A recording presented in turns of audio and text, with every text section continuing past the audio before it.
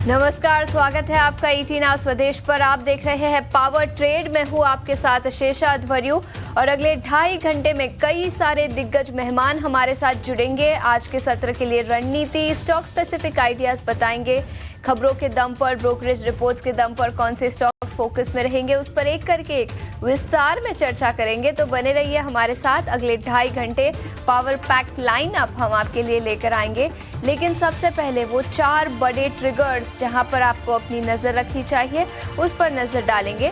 और ग्लोबल बाजारों की बात करें तो डाउ जोन्स की 9 दिनों की तेजी पर कल ब्रेक लगी। गिफ्ट निफ्टी से भी सपाट ओपनिंग के संकेत। अमेरिकी बाजार और अमेरिकी इंडिसेस कल लाल निशान में बंद हुए। अमेरिकी बाजारों के साथ भारतीय बाजारों के लिए कोई बड़े नेगेटिव संकेत तो नहीं, लेकिन गिफ्ट निफ्टी सपाट कारोबार करता हुआ। FIIs की कैश मार्केट में 13वें दिन लगातार कल के सत्र में खरीदारी दिखी। याद रखें, 13 दिनों में 40,000 करोड़ से ज्यादा के शेयर्स उन्होंने कैश मार्केट में खरीदे हैं। तो ये ट्रेंड काफी पॉजिटिव इंडियन इक्विटी मार्केट्स के लिए। वही ब्रेंट क्रूड $60 पर बैरल के नीचे कल जो फिसला था, उसके बाद आज करीब 1 से 1.5% की तेजी के साथ कारोबार। तो यहाँ पर फिर एक बार तेजी निकल कर आई है। कई सारी कंपनियों के नतीजे आए। कोफोर्ज IT सेक्टर से नतीजे काफी अच्छे।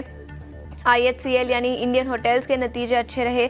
CCL प्रोडक्ट्स के भी नतीजे काफी अच्छे रहे। हालांकि कैम्स के नतीजे कमजोर थे, मार्जिन पर भी दबाव दिखा। याद रखें, कई सारे कंपनियों के नतीजे आज आएंगे। वायदा बाजार से Polycab, GCPL, Paytm, HPCL, Piramal enterprises, MGL यानी महानगर गैस। तो ब्रॉडर मार्केट से कई सारी कंपनियों के नतीजे आज आते हुए दिखेंगे। तो सभी कंपनियों पर अपनी नजर रखें।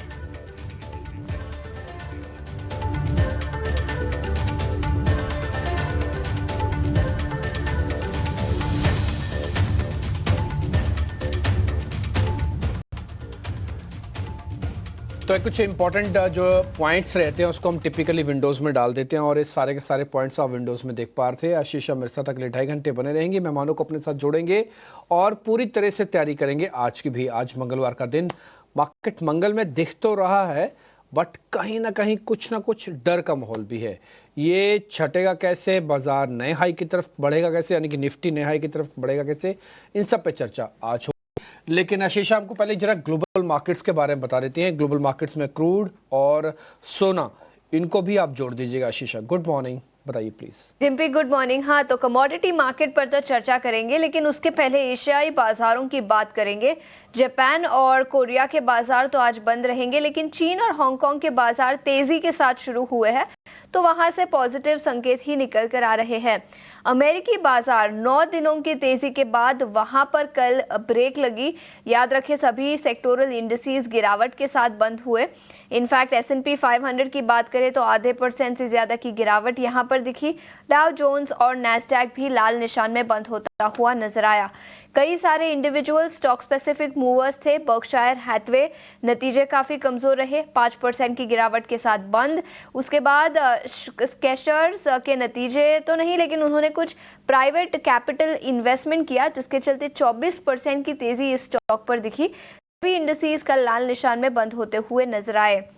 लेकिन डिम्पी, सबकी नजर फेडरल रिजर्व की बैठक पर होगी आज और कल। FOMC की मीटिंग, उसके बाद कल देर रात आउटकम निकल कर आएगा। इंटरेस्ट रेट में कोई बड़े बदलाव की उम्मीद तो नहीं, लेकिन कमेंट्री क्या निकल कर आती है जेरोम पावेल की इंटरेस्ट रेट को लेकर, इन्फ्लेशन, टैरिफ वॉर और ग्रोथ को लेकर, उस पर सबकी नजर रहेगी। तो वो सबसे बड़ा ट्रिगर होगा ग्लोबल मार्केट्स के लिए इस हफ्ते।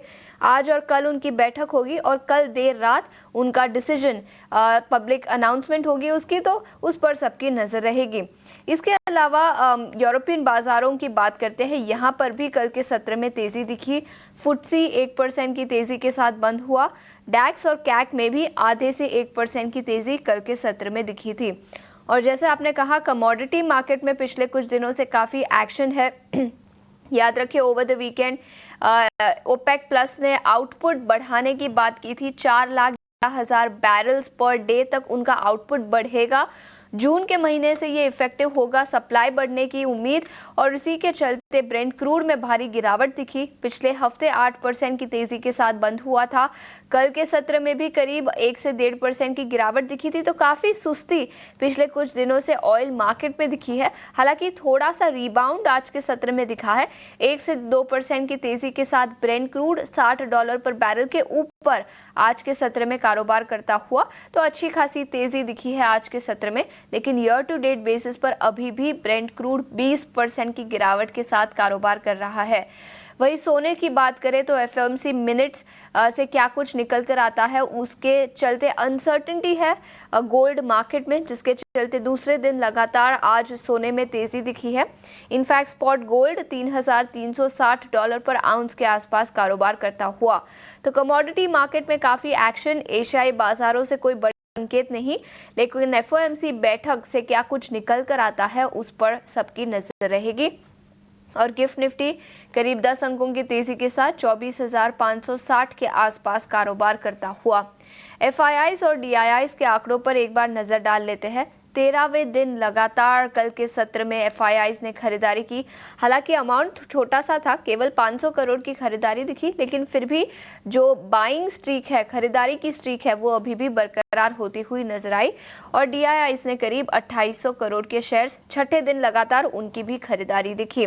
याद रखें, 2 स्टॉक्स एफएनओ बैन में रहेंगे, आरबीएल बैंक और मनप्पुरम फाइनेंस, उस पर भी विस्तार में चर्चा करेंगे। लेकिन डिम्पी, सबसे पहले 13वें दिन लगातार खरीदारी और पोजीशनिंग में किस तरह के बदलाव दिखे हैं, और एफआईआई और डीआईआई की पोजीशनिंग के चलते भारतीय बाजारों पर आज किस तरह का इम्पैक्ट दिखेगा? देखिए शीर्षक मार्केट पूरी तरह से एक रेंज में था और आपने देखा कि निफ्टी और बैंक निफ्टी के अंदर डाइवर्जेंस दिखा। अगर आप निफ्टी के हवाले से बोल रहे हैं तो कल पहला R1 टूटा, और अगर आप बैंक निफ्टी के हवाले से बोल रहे हैं तो पहला S1 टूटा। तो एक जगह S1 टूटा और एक जगह R1 टूटा, कहने का मतलब बाजार पूरी तरह से स्टिल अभी भी इस रेंज में है। कल गिफ्ट निफ्टी जो आपको 100 पॉइंट ऊपर दिख रहा था, आज 10 पॉइंट भी नहीं दिख रहा ऊपर। तो ये चीज़ अलग अलग है। आप मार्केट्स के अंदर अभी भी स्टिल इन द रेंज कह सकते हैं, हमने रेंज का कोई ब्रेकआउट नहीं किया। लेकिन कल का जो डाटा देखिए, मैंने आपको सोमवार की इंपॉर्टेंस बताई हुई है कि सोमवार को जो पोजीशंस बनती है ना, टिपिकली वो थोड़ी ड्रैग होती हैं, क्योंकि सोमवार को जो भी पोजीशंस बनाई जाती हैं, क्योंकि अब हमारी डेरिवेटिव एक्सपायरी थर्सडे की रहती है, वो भी सिर्फ वीकली, वो भी सिर्फ निफ्टी की। तो होता क्या है, 3-4 दिन तक ना वो पोजीशन अपना असर दिखा पाती हैं। अगर बैक टू बैक मंगलवार की मैं डेरिवेटिव एक्सपायरी डाल दूं ना, तो सोमवार की इंपॉर्टेंस खत्म हो जाएगी। तो इसलिए काफ़ी समय रहता है और उसमें आप 3-4 दिन तक पोजीशंस का असर छोड़ पाते हो मार्केट्स में। और अगर उसमें लॉन्ग आ जाए तो फिर कहना ही क्या है। शॉर्ट कवरिंग अलग बात, उसमें लॉन्ग आ जाए तो कहना ही क्या है। इन सब पे मैं और बात करूंगा, लेकिन मैं पहले 3-4 पॉइंट आपके सामने मैं नोटिस कराता हूँ। आप सबके ना मन में ये क्वेश्चन बार बार चलता होगा, मैंने 1-2 बार इसके हालांकि जवाब दे चुका हूँ, लेकिन मैं फिर भी एक बार देना चाहता हूँ कि बाजार चल भी नहीं रहा और टूट भी नहीं रहा। टूट इसलिए नहीं रहा, मैं उसके 3 पॉइंट बेसिक मोटे मोटे पॉइंट आपको बताता हूँ। अंदर जाएंगे तो फिर पूरी एक लेसन और एक पूरी क्लास भी हो सकती है आधे पौने घंटे की। लेकिन अगर आप क्यों नहीं टूट रहा, उसके अगर 3-4 मेजर कारण देखें तो पहला कारण है एफआईज का फ्लो। आप देखो, आप पहलगाम वाली घटना के बाद अभी भी अनफोल्ड होना बाकी रह गए हो, लेकिन उसके बावजूद भी आपके देश के अंदर इंस्टीट्यूशनल का पैसा आ रहा है, ना केवल आ रहा है बल्कि बढ़ भी रहा है।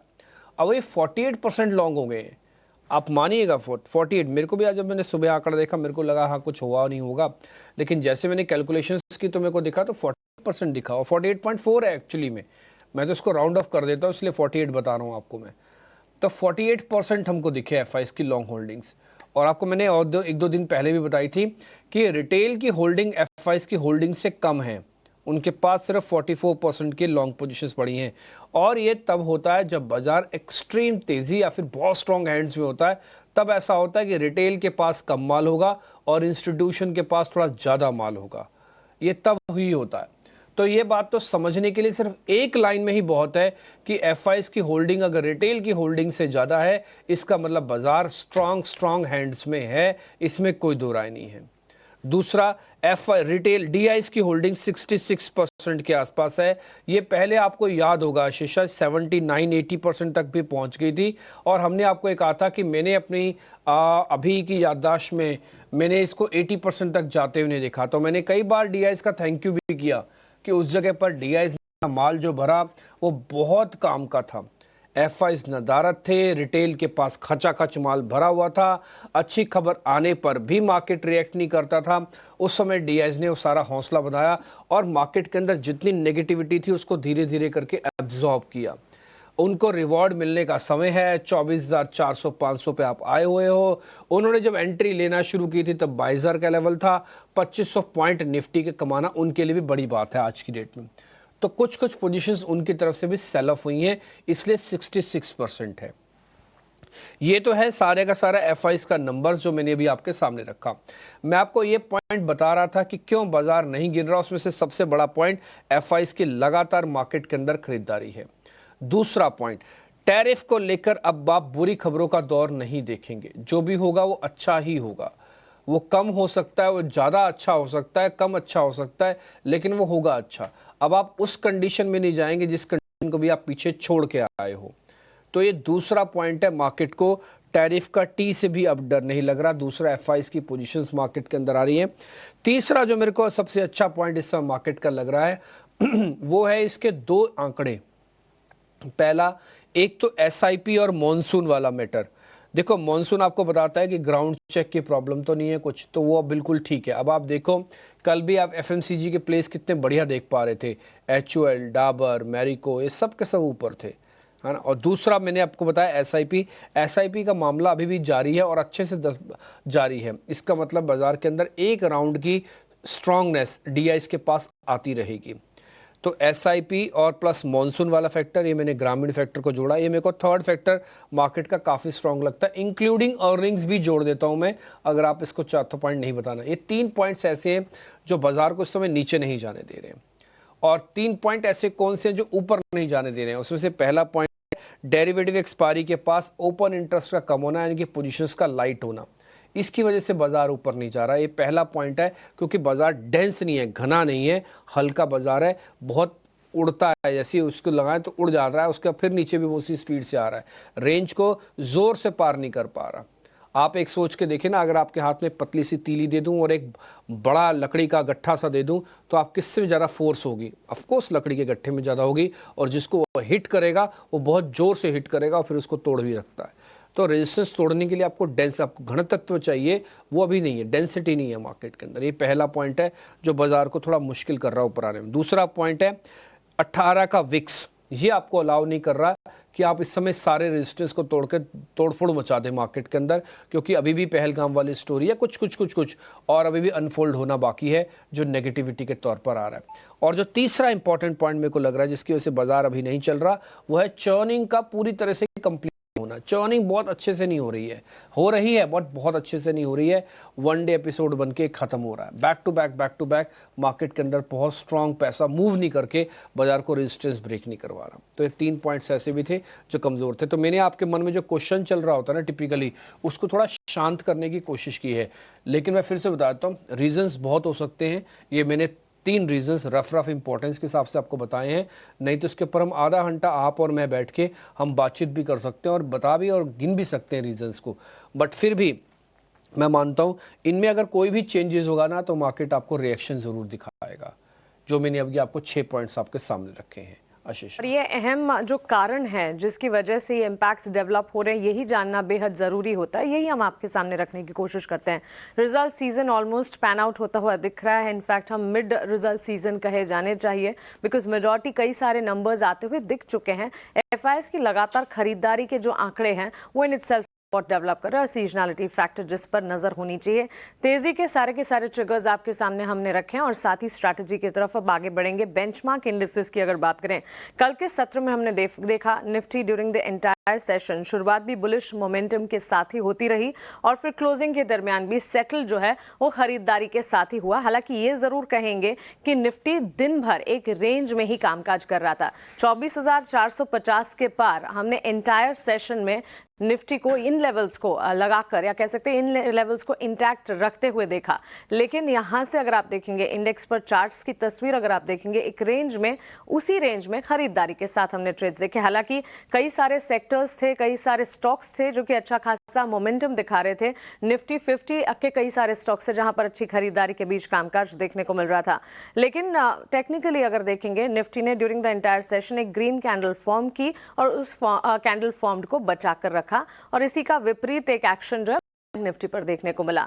निफ्टी में जिनकी मौजूदा पोजीशंस हैं या फिर नई पोजीशंस बनाने की मन बना रहे हैं, उनके लिए आज के लिए स्ट्रैटेजी क्या होनी चाहिए डिम्पी?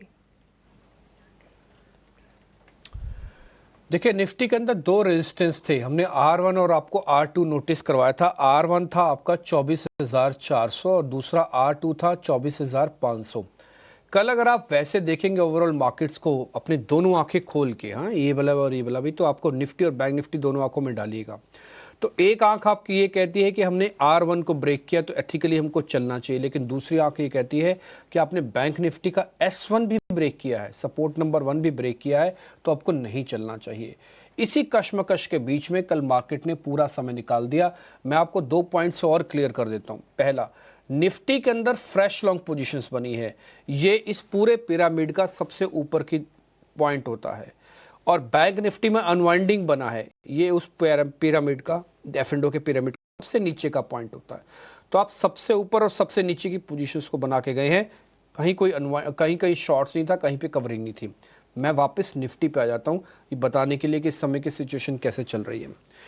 देखो, निफ्टी के अंदर कल जो पोजीशंस बनी है उसमें 2-3 चीज बहुत अच्छी हुई। पहला, FIs की खरीदारी हुई है। अब आप देखो ना, आप FIs की खरीदारी भी मेरे को शीशा बता रही थी कि 12 से 13 दिन हो गए हैं। आप उसमें से करीब 6 दिन या 7 दिन तो रिलायंस को भी दे सकते हो, और कम से कम 12 से 13 दिन HDFC को भी दे सकते हो। तो जब भी FI, इनफैक्ट ऑटो कंपनीज को भी दे सकते हो। IT का ना गिरना भी FIs का बड़ा कारण हो सकता है। तो आप उसको कैसा भी डालो, देखो पैसा तो आया है, किसी ना किसी की जेब में तो छनकेगा ही। बोले मेरी जेब में नहीं छनक रहा, तो बॉस उसकी जेब में छनक रहा होगा, उसकी जेब में छनक रहा होगा। तो हम हैं तो सब मार्केट का ही पार्ट ना, तो किसी ना किसी की जेब में तो पैसा छनक ही रहा है, और जो छनक रहा है वो बाजार को भी नीचे नहीं जाने दे रहा, और आपको रेजिस्टेंस भी ब्रेक करा रहा है। तो कल 24,400 फाइनली पार किया। उसकी भी एक वजह मैं बताता हूँ। अभी आपने एक पॉइंट बोला कि मार्केट पूरी तरह से एक रेंज के अंदर रह गया। इसी तरह के मार्केट को एक लाइन हम बोलते हैं, डेट इज कॉल्ड पॉजिटिव बायस के साथ कंसोलिडेशन होना। तो मार्केट का बायस पॉजिटिव है, स्ट्रॉन्ग हैंड में है ना, बस ब्रेकआउट्स होने बाकी हैं, वो अभी होना बाकी। मैं एक एग्जांपल के तौर पर बताता हूँ। मान लीजिए आप बहुत होशियार हो, आप बहुत इंटेलिजेंट हो, और आपको पता है आप क्लास में फर्स्ट भी आ सकते हो, बस फर्स्ट नहीं आ पा रहे हैं। आपको पता है मैं 99% मार्क्स ला सकता हूं, बस 99 ही नहीं आ रहे हैं। वो हो क्या रहा है, वो 95, 96 पे आके मामला रुक रहा है।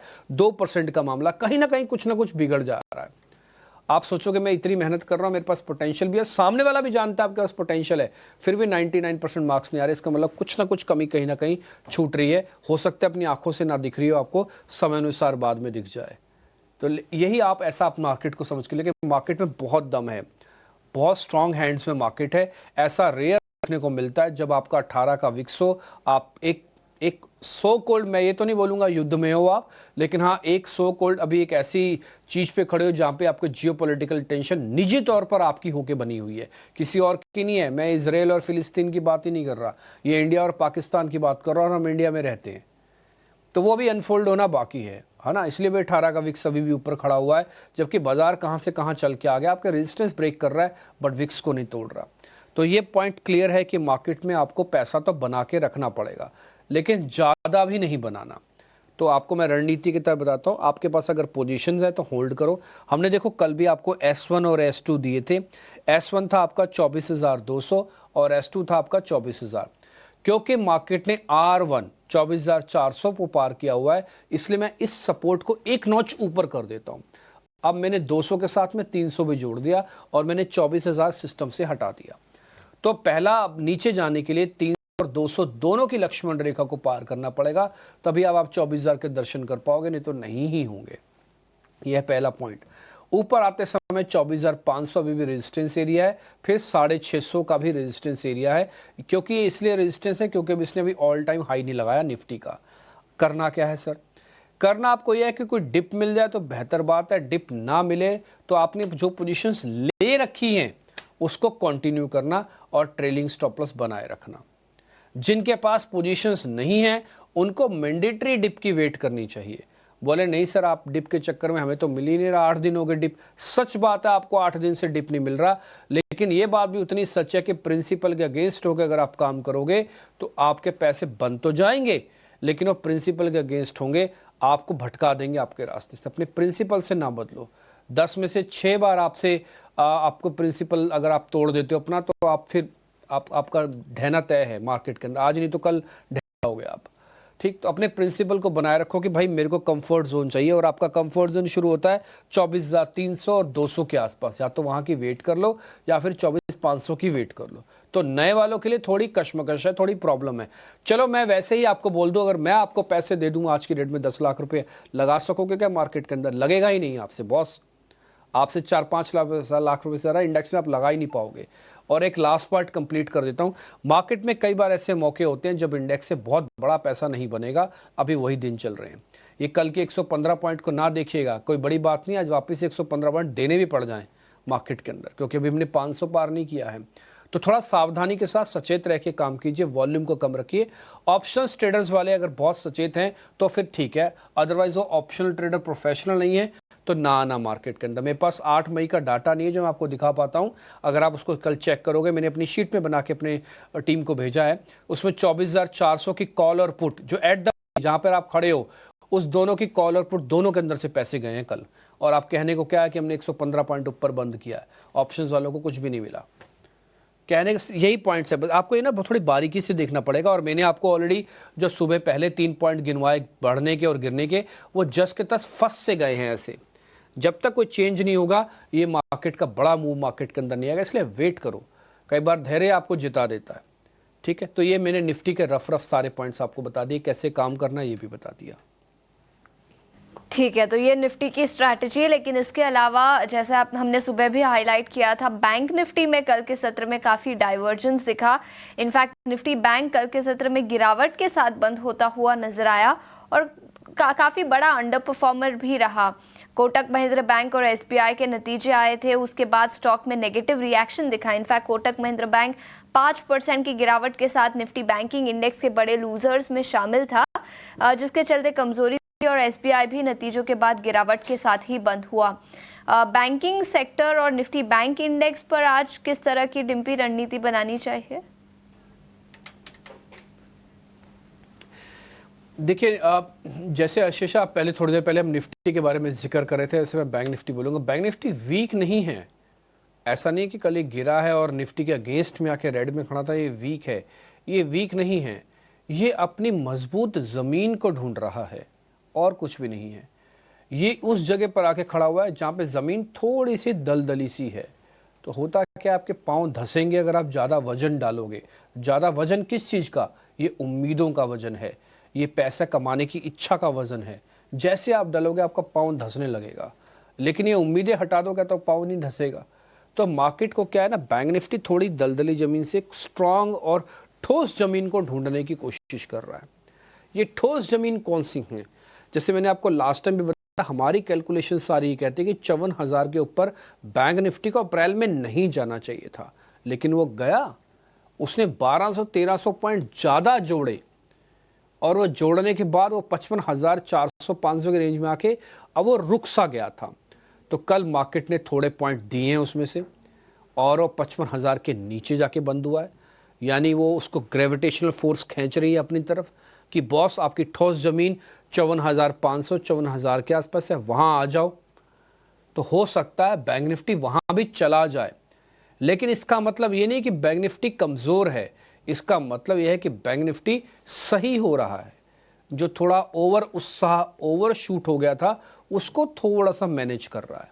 अभी तक तो डाटा में यही दिख रहा है। आगे भविष्य में जब दिखेगा तो सब बात रखेंगे। लंबी कहानी गाई नहीं जा सकती। आज कैसे बताया जा सकता है कि 6 महीने बाद मार्केट में ये होगा? बड़ा मुश्किल है। 6 महीने मेरे को और आप अपनी ज़िंदगी के बारे में पता नहीं, मार्केट के बारे में कैसे पता कर सकते हैं हम सब? जो हमारी अपनी निजी ज़िंदगी उसके बारे में नहीं पता। खैर एनी हाउ, अब हम आ जाते हैं बैंक निफ्टी के उस काम करने के तरीके पर। जिनके पास है उनको कैसे करना है काम। तो जिनके पास ये बैंक निफ्टी है उनको थोड़ा सा अभी वेट ही करके रखना है। नया पोजीशंस अभी डालना मत, एवरेज करना नहीं। तो पोजीशंस को संभालो, अपने आप ही पैसे आ जाएंगे। ये है पहला पॉइंट। नई पोजीशंस का स्टॉप लॉस क्या बनेगा वो भी मैं आपको बताता हूँ।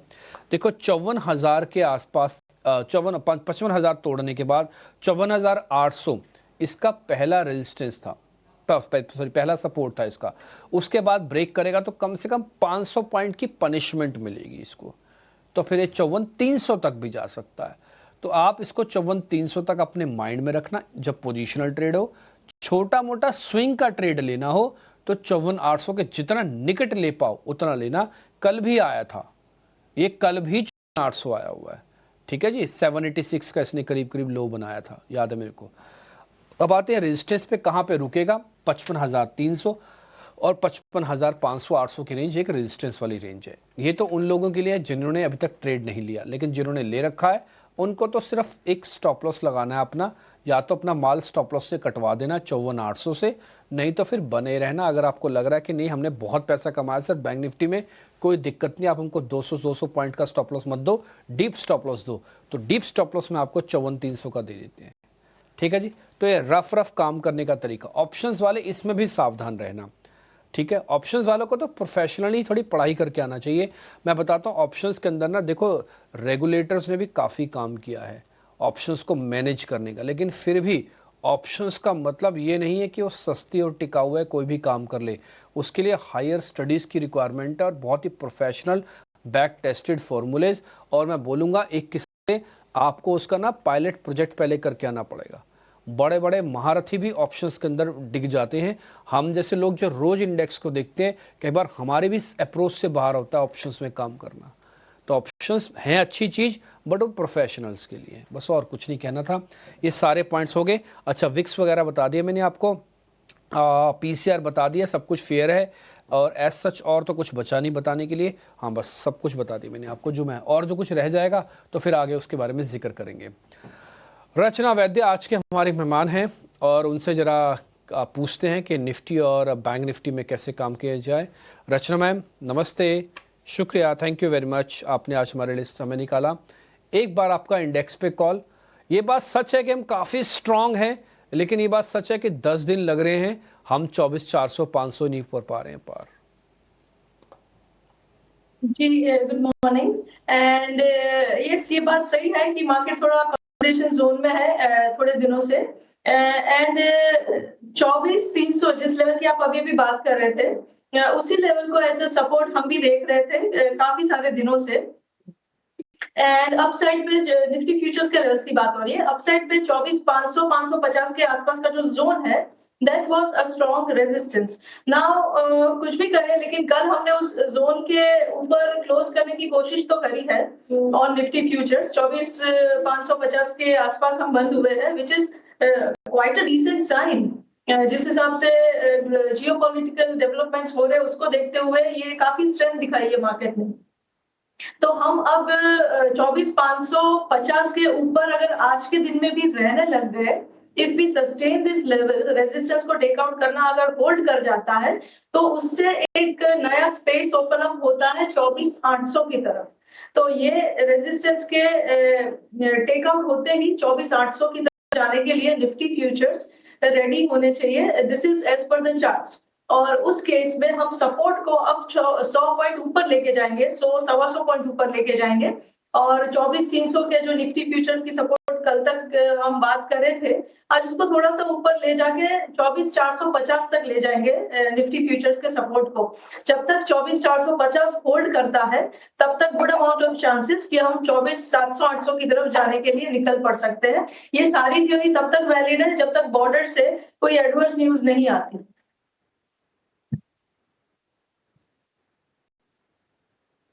ठीक है, तो ये इंडेक्स पे आपका व्यू पॉइंट हो गया। रफ मैम आपने भी वही बात बोली जो एग्जैक्टली अभी हमने दर्शकों के सामने रखी है। इसका मतलब है कि हम सिंक कर रहे हैं एक ही चीज के साथ ही।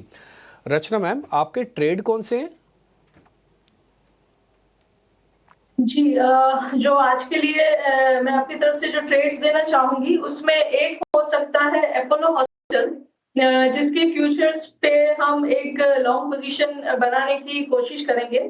और ये हम तब करेंगे जब ये अभी 7,000 पे है, हम ये अगर काउंटर 7040 के ऊपर निकलेगा ओपनिंग के बाद, 7040 के ऊपर जैसे ही जाएगा तो उस टाइम पे हम लॉन्ग करेंगे एंड 6950 का एसएल लगाएंगे यहाँ पे एंड 6950 के एसएल के साथ हमारा इसमें टारगेट होगा 7140 एंड 7200।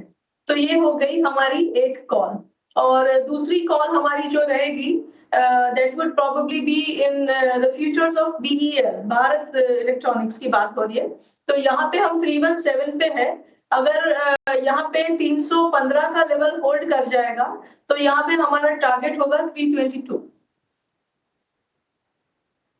रचना वैद्य की इंडेक्स पर स्ट्रैटेजी और स्टॉक स्पेसिफिक रिकमेंडेशन, 2 कॉल्स खरीदारी की तरफ। अपोलो हॉस्पिटल करंट फ्यूचर्स में खरीदारी की राय 7140 पहला लक्ष्य, उसके बाद 7200 तक के लक्ष्य भी देखने को मिल सकते हैं। और इसी के साथ बीईएल के फ्यूचर्स में भी खरीदारी के मौके 317 के लेवल्स पर ये कल सेटल हुआ था। ऑलमोस्ट 1.5% गेन्स देखने को मिले थे। यहाँ से और ज्यादा तेजी के पूरे आसार 322 के स्तर नजर आ सकते हैं। इन दोनों लेवल्स पर फोकस रहेगा। इन लेवल्स के अचीव होते ही इसे रिविजिट भी किया जाएगा। लेकिन कल बाजार बंद होने के बाद एक्सचेंजेस पर नतीजे आए, ढेर सारे नंबर्स और खबरें आई और ये सारी की सारी नंबर्स और खबरों के दम पर ही बाजार में आज एक्शन देखने को मिलेगा। कई सारे सेक्टर्स भी है जो कि फोकस रेडार में हैं और विदेशी बाजार से कुछ खबरों का सिलसिला है जिसके चलते फार्मा सेक्टर पर भी आज फोकस रखना होगा। चलिए सारी की सारी खबरें और रिजल्ट का एक्शन जान लेते हैं। शरद हमारे सहयोगी हमारे साथ जुड़ गए हैं। गुड मॉर्निंग शरद, सबसे पहले नतीजों का एक्शन बताएं। ये बिल्कुल अर्निंग्स की बात करें तो यहाँ पे पूरी जो ओवरऑल एनालिसिस हमने है टुवर्ड्स द गुड साइड है। कोफोर्ज, आईएचसीएल, सीसीएल तीनों ही देखे नतीजे तो स्ट्रॉन्ग सेट ऑफ नंबर्स आए, आपके स्क्रीन पे अब आ चुका है। मिले जुले नतीजे की बात करें तो बॉम्बे डाइंग के आंकड़े जो है मिले जुले आए हैं। कमजोर की आंकड़े की बात करें तो कैंप्स पे आया है। Of course capital market related stocks जो है मार्च क्वार्टर में वॉलेटिलिटी देखने मिले हैं, इसका ये इम्पैक्ट आ रहा है। लेकिन ये जो मेजर 6 अर्निंग्स है ज्यादातर अच्छे अर्निंग्स देखने मिले हैं। अब थोड़ी सी डिटेल्स में भी बात कर लेते हैं। कोफोर्ज पे सबसे पहले बात करें तो FY26 का जो है गाइडेंस में जो है अच्छी मोमेंटम आ रही है, खासकर की जो डील फ्लो है उसको लेके। एंड ऑफ कोर्स नंबर्स भी जो आपके स्क्रीन पे दिख रहे हैं स्ट्रॉन्ग आए हैं। कैम्प्स की बात करें तो largely weak set of numbers आए हैं, जहाँ पे मार्जिन्स भी 313 बेसिस पॉइंट्स के जो है सीक्वेंशियल गिरावट आया है। आईएचसीएल की बात करें तो नतीजे जो है स्ट्रॉन्ग आए हैं और FY26 का जो गाइडेंस दिया गया है वो भी डबल डिजिट ग्रोथ पे मेंटेन्ड है। तो ओवरऑल जो है इंटरनल्स भी अच्छे हैं और गाइडेंस भी अच्छा है। सीसीसीएल की बात करें तो गुड सेट ऑफ नंबर्स आए हैं, मार्जिन्स में भी 328 बेसिस पॉइंट्स का ईयर ऑन ईयर बेसिस पे जो उछाल देखने मिला है और ओवरऑल इन्वेंट्री एडजस्टमेंट के कारण प्रॉफिट नंबर्स भी अच्छी मोमेंटम दे रही हैं। बॉम्बे डाइंग की बात करें तो लार्जली नंबर्स जो है मिले जुले आए हैं। रेवेन्यू 6% गिरा है सिक्वेंशियली, लेकिन जो कामकाजी लॉसेस है वो घट चुकी है, तो उस पर भी नज़र रखिएगा। तो ये तो है ऑफ कोर्स अर्निंग स्पेसिफिक जो है रिएक्शन जो आपको मैं बताया हूँ। लेकिन खबरों वाले शेयर्स पे भी नज़र डाल देते हैं, खासकर कि ग्लेनमार्क फार्मा पे US FDA अप्रूवल आई है इनको ब्लड कैंसर ड्रग को लेके, तो स्टॉक के लिए सपोर्टिव है। तो ग्लेनमार्क फार्मा पे जो है नज़र रहेगी। अर्कॉन की बात करें तो लगभग 190 करोड़ का ऑर्डर जो है इनको rural industrial park Thiruvananthapuram district से आया है, स्टॉक के लिए पॉजिटिव है। लेकिन कमिंस इंडिया पे नज़र डालिएगा, इनके जो पेरेंट कंपनी है इन्होंने गाइडेंस जो पूरे साल का रहता है वो दिया ही नहीं है। और कमिंस इंडिया ने पहले गाइडेंस दिया था रेवेन्यू ग्रोथ का जो -2% से लेके +3% तक का। तो ऑफ कोर्स जो पेरेंट कंपनी उन्होंने गाइडेंस हटा दिया। लेकिन एक चीज़ मैं बता दूं कमिंस इंडिया का कि हमारे एनालिस्ट और चैनल चेक सजेस्ट करती हैं कि जो पावर बिजनेस है, पावर जेन बिजनेस, वहाँ पे जो है थोड़ी सी दबाव दिख सकती है। बट ओवरऑल जो है डोमेस्टिक बिजनेस में मोमेंटम आ सकता है, तो रिवर्सल भी आ सकता है इस नेगेटिव न्यूज़ के कारण, तो इस पर भी ध्यान रखिएगा। फार्मा स्टॉक्स के लिए नेगेटिव है। ट्रंप ने ऑर्डर किया US FDA द्वारा की जो फीस होती है इंस्पेक्शन की, खास करके जो फॉरेन मैन्युफैक्चरिंग प्लांट है जो इंडिया भी इंक्लूड करता है, उनके लिए जो है ये नेगेटिव न्यूज़ फ्लो रहेगा। तो of course Nifty pharma index पे भी आज नज़र रखिएगा, वॉलेटिलिटी रहेगी दिन के ट्रेड में। और आखिर में टाटा मोटर्स पे नज़र रखिए। आज का दिन है जहाँ पे शेयर होल्डर्स की वोटिंग होने वाली है, जहाँ पे वो अप्रूव करेंगे जो CV बिजनेस है, कमर्शियल व्हीकल बिजनेस, उसके स्पिन ऑफ को लेके और किस तरह वैल्यू क्रिएशन आ सकता है। तो टाटा मोटर्स पे भी नज़र रहेगी। नतीजे और साथ ही खबरों का एक्शन हमारे बीच रखने के लिए आपका शुक्रिया। रिजल्ट का कैलेंडर भी हम आपके सामने लगातार दिखा रहे हैं, जहां पर कल जो नतीजे आए उसमें Coforge, Indian hotel, CCL products, ये तीनों के नंबर्स जो हैं पॉजिटिव आते हुए दिखे हैं। पॉजिटिव सेट के चलते इन स्टॉक्स में आज एक पॉजिटिव रिफ्लेक्शन आता दिख सकता है। खुलने के साथ इस पर नजर रखनी होगी। कैम्स और बॉम्बे डाइंग मिले जुले और कमजोर नतीजे यहाँ पर देखने को मिले हैं। अब तक जो नतीजे आए हैं अर्निंग्स सो फार की अगर बात करें, करीब निफ्टी की 50 कंपनियों में से 27 कंपनियों के रिजल्ट्स आ चुके हैं, जिसमें ऑलमोस्ट 8 कंपनियों के नतीजे अबव आवर एस्टिमेट, यानी कि जो हम अनुमान लगाकर चल रहे थे उससे भी बेहतर देखने को मिले हैं।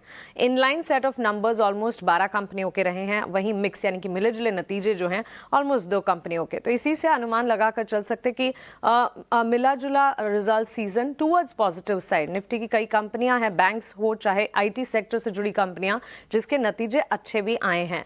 सो रिजल्ट सीजन सपोर्ट कर रहा है, एफआईएस के सपोर्ट है, सीजनलिटी फैक्टर पर फोकस है। ये सारे के सारे ट्रिगर पॉइंट्स हैं जो कि डोमेस्टिक मार्केट के लिए इस वक्त पैन आउट होते हुए नजर आ रहे हैं। और खबरों के दम पर फार्मा स्पेस, इरकॉन इंटरनेशनल जैसे स्टॉक्स हैं जो कि फोकस रेडार में होंगे।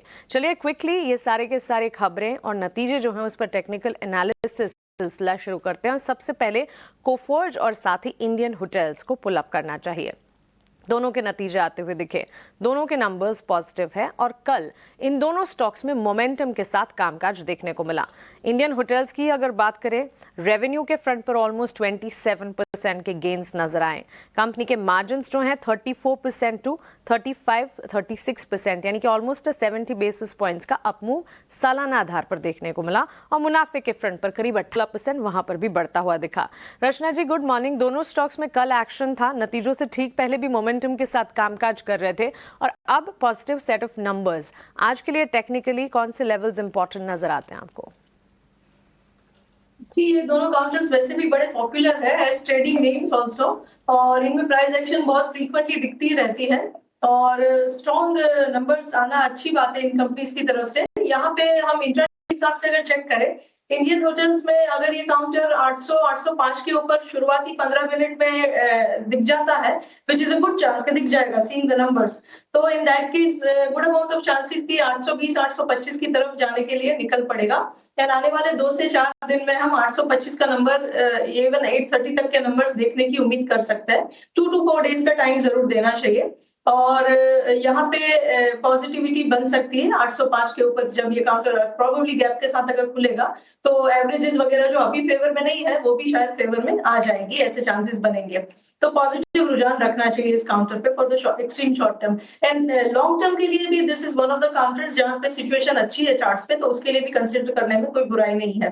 कमिंग टू कोफोर्ज में ये काउंटर जल्दी ही 8000 की तरफ जाने के लिए रेडी हो, ऐसा मेरा मानना है। जब तक 7400 के ऊपर बना रहेगा तब तक ये चांसेस बने रहेंगे। और अगर आप मीडियम टर्म के प्लेयर है तो आप इसको जैसे ही मार्केट थोड़ा स्टेबलाइज होगा आने वाले महीनों में, होपफुली ग्लोबल सिचुएशंस भी इवन अपनी बॉर्डर पे भी सिचुएशन जैसे थोड़ी स्मूदन आउट होगी, तो ये काउंटर दोबारा से 10,000 की तरफ जाने के लिए निकल पड़ेगा, ऐसे हाई चांसेस है, जिसके लिए ऑब्वियसली 6 मंथ्स प्लस का टाइम होराइजन होना चाहिए। सो शॉर्ट टर्म होराइजन और 6 मंथ के होराइजन के लिए भी दोनों स्टॉक्स जो हैं अट्रैक्टिव नजर आ रहे हैं। पॉजिटिव रिजल्ट का भी एक्शन और ये सपोर्ट भी मिलता हुआ, और वैसे भी ट्रेडर्स फेवरेट दोनों ही स्टॉक्स में अच्छा खासा एक्शन है और लंबी अवधि यानी कि ऑलमोस्ट 6 महीने के लिए भी नजरिया बनाया जा सकता है।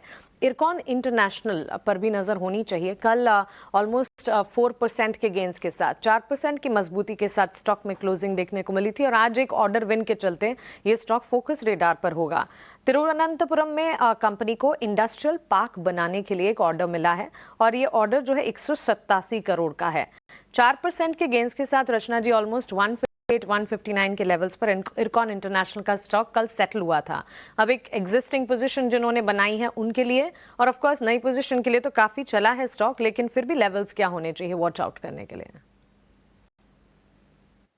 जी, इरकॉन के चार्ट के सेटअप के हिसाब से अगर चेक करें, this counter is hovering around 158 of price. यहाँ पे कुछ हफ्तों से अगर बात करें, 3-4 हफ्ते की अगर बात करें, तो एक स्ट्रॉन्ग फॉल के बाद बेस बिल्डिंग प्रोसेस करने का अटेम्प्ट हुआ है और ये अटेम्प्ट सक्सेसफुल गया है, ऐसा हम तब कहेंगे जब ये 170 के ऊपर क्लोजिंग देना शुरू करेगा। तो थोड़ा सा डिस्टेंस है यहाँ से, but can't help it. Confirmation के साथ अगर सेफ्टी वाला मूव देखना है तो उसके लिए इंतजार करना पड़ेगा। 170 के ऊपर ये एक कंफर्मेशन आ जाएगा कि जो कुछ हफ्तों की बेस बिल्डिंग हुई है उसमें से ये निकल पड़ा है फॉर एन अपस्विंग, जो फिर उसको 210-220 की तरफ भी लेके जा सकता है over a few months of time. तो and in that case 140 will act as a strong support. तो 170 के ऊपर इसकी आइडियली बाइंग होनी चाहिए, 10-12 रुपए दूर है यहाँ से। 140 के आसपास के सपोर्ट को नजर में रखना चाहिए फॉर टारगेट ऑफ 210-220। 210 220 तक के लेवल्स इरकॉन इंटरनेशनल पर नजर आ सकते हैं। स्टॉक कल के सत्र में भी फोकस में था और एक्शन आज भी यहां पर दिख सकता है। लेकिन इसके अलावा ऑयल मार्केटिंग कंपनीज पर रचना जी मैं आपकी राय लेना चाहूंगी। बीपीसीएल, एचपीसीएल, आईओसीएल सभी स्टॉक्स 3 से 5% की तेजी के साथ कल बंद हुए। ब्रेंट क्रूड में गिरावट दिखी, जिसके चलते ऑयल मार्केटिंग कंपनीज तेजी के साथ बंद होते हुए नजर आए। लेकिन टेक्निकल्स पर आपका क्या व्यू होगा? क्या ये मोमेंटम सस्टेन होती हुई नजर आएगी तीनों ही कंपनियों के लिए? मार्केट में फिलहाल एक थीम प्ले हो रही है, जहां पे looking at the numbers from Kotak bank and looking at the numbers from even SBI, we can say थोड़ा सा डिसअपॉइंटमेंट तो था वहां पे। तो बैंकिंग नेम्स जो कि रिसेंट टाइम तक अच्छा खासा परफॉर्म कर रहे थे, वो एक बार साइड में हो गए। और दूसरी तरफ की क्रूड की मूवमेंट को देख के ये कहा जा सकता है कि ये ऑयल मार्केटिंग कंपनीज जो है उसमें एक अपस्विंग बना हुआ है, जो कंटिन्यू होने के पूरे चांसेस है। तो एक थीम है कि बैंकिंग में minus and oil marketing company में आप प्लस साइड पे रह सकते हैं। तो ये थीम जो ऑयल मार्केटिंग कंपनीज की है वो आगे कंटिन्यू होने के पूरे चांसेस है। 320 के करीब हम बीसीएल पे बैठे हुए हैं। ये आप हमें आने वाले 3 मंथ्स के अंदर अंदर 360 की तरफ जाता हुआ दिखाई दे, ऐसे पूरे चांसेस है। एंड सिमिलरली इवन आईओसी का chart is very good from a medium term perspective. तो आईओसी में हम फिलहाल 150 के बहुत नजदीक है, यहाँ पे भी हम 170-75 तक जा सकते हैं, ऐसे चांसेस बनते हैं, provided we are willing to give it a time of say 3 to 6 months। 170-175 तक के लेवल्स आईओसीएल पर नजर आ सकते हैं।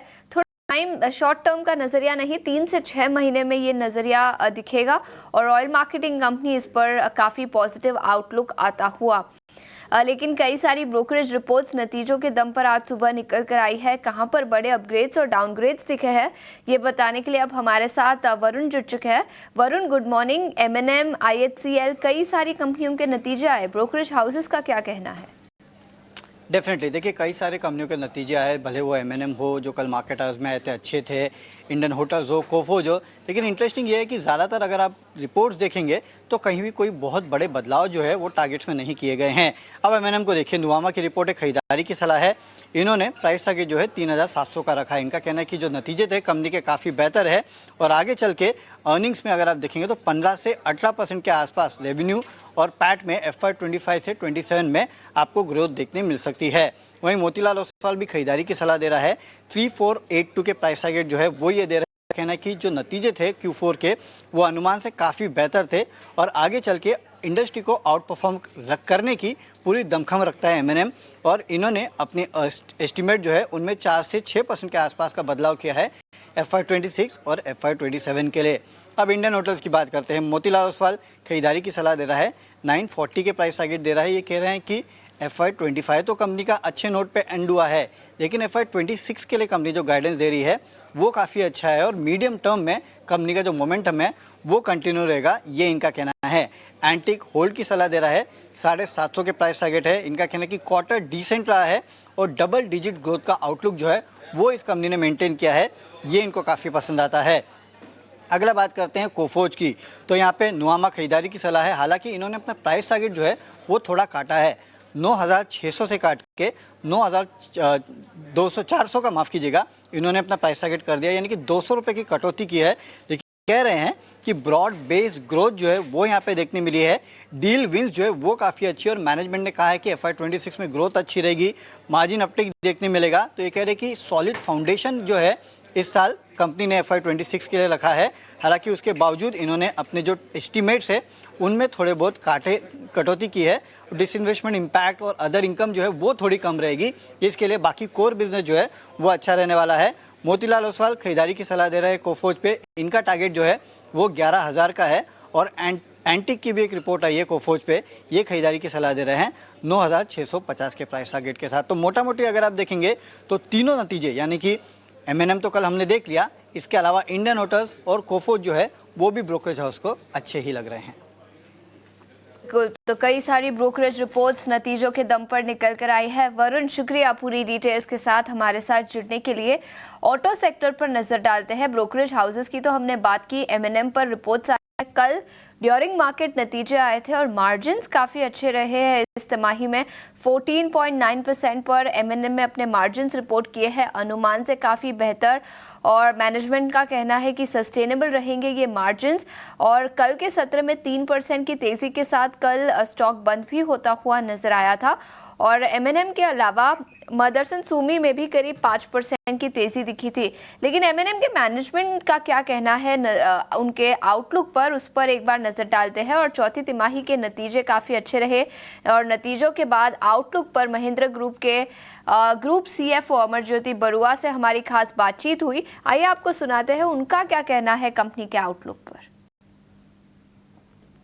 सबसे पहले तो मैं बोलूंगा कि ग्रुप का फोकस बहुत क्लियर है और हमने ये बहुत क्लियरली स्ट्रैटेजी लेआउट किया हुआ है। जैसा आप देखेंगे कि हम बिजनेस को 3 तरह से देखते हैं। वो बिजनेसेस जो बहुत स्ट्रांग हैं, लीडर्स हैं मार्केट में, उनके लिए हमारा मेन फोकस है ऑपरेशनल एक्सीलेंस। और वो ऑपरेशनल एक्सीलेंस आप किसी तरह से मेजर करें, या वो शेयर में मेजर करें या परफॉर्मेंस, जो ऑपरेटिंग परफॉर्मेंस है मार्जिन्स में, उसमें हमारा काफी फोकस है। दूसरा है वो बिजनेसेस जिनमें मार्जिन इंप्रूवमेंट की काफी गुंजाइश है, जैसे महिंद्रा फाइनेंस, टेक महिंद्रा। वहां पे पूरा फोकस ही ऑपरेशनल एक्सीलेंस पे है और वो आपके रिजल्ट्स आप देख रहे हैं, सब दोनों में काफी इंप्रूवमेंट हुआ है मार्जिन्स में। और तीसरा है of course the growth James, जिसमें हमारा मेन फोकस ग्रोथ है। तो अगर आप देखें तो ये जो ऑपरेटिंग परफॉर्मेंस आ रहा है वो आ रहा है फर्स्ट 2 बकेट से, और वो हम चाहते हैं कि सस्टेन हो, क्योंकि ऑटो एंड फार्म के लिए इंपॉर्टेंट है अपना लीडरशिप मेंटेन करना। और महिंद्रा फाइनेंस और टेक महिंद्रा में अभी भी काफी गुंजाइश है और मार्जिन इंप्रूवमेंट के लिए, तो वो सस्टेन करेंगे ग्रुप के मार्जिन्स। और ग्रोथ जेम्स जब वो एक ऐसा स्केल पहुंच जाएंगे जहां पे वो भी कंट्रीब्यूट कर सके, तब उनमें हम शिफ्ट करेंगे मार्जिन्स में। आज की डेट में उनका मेन फोकस है रेवेन्यू ग्रोथ, थोड़ा स्केल आए ताकि उनको वो लेवरेज मिले जो आज ऑटो एंड फार्म बिजनेस में है।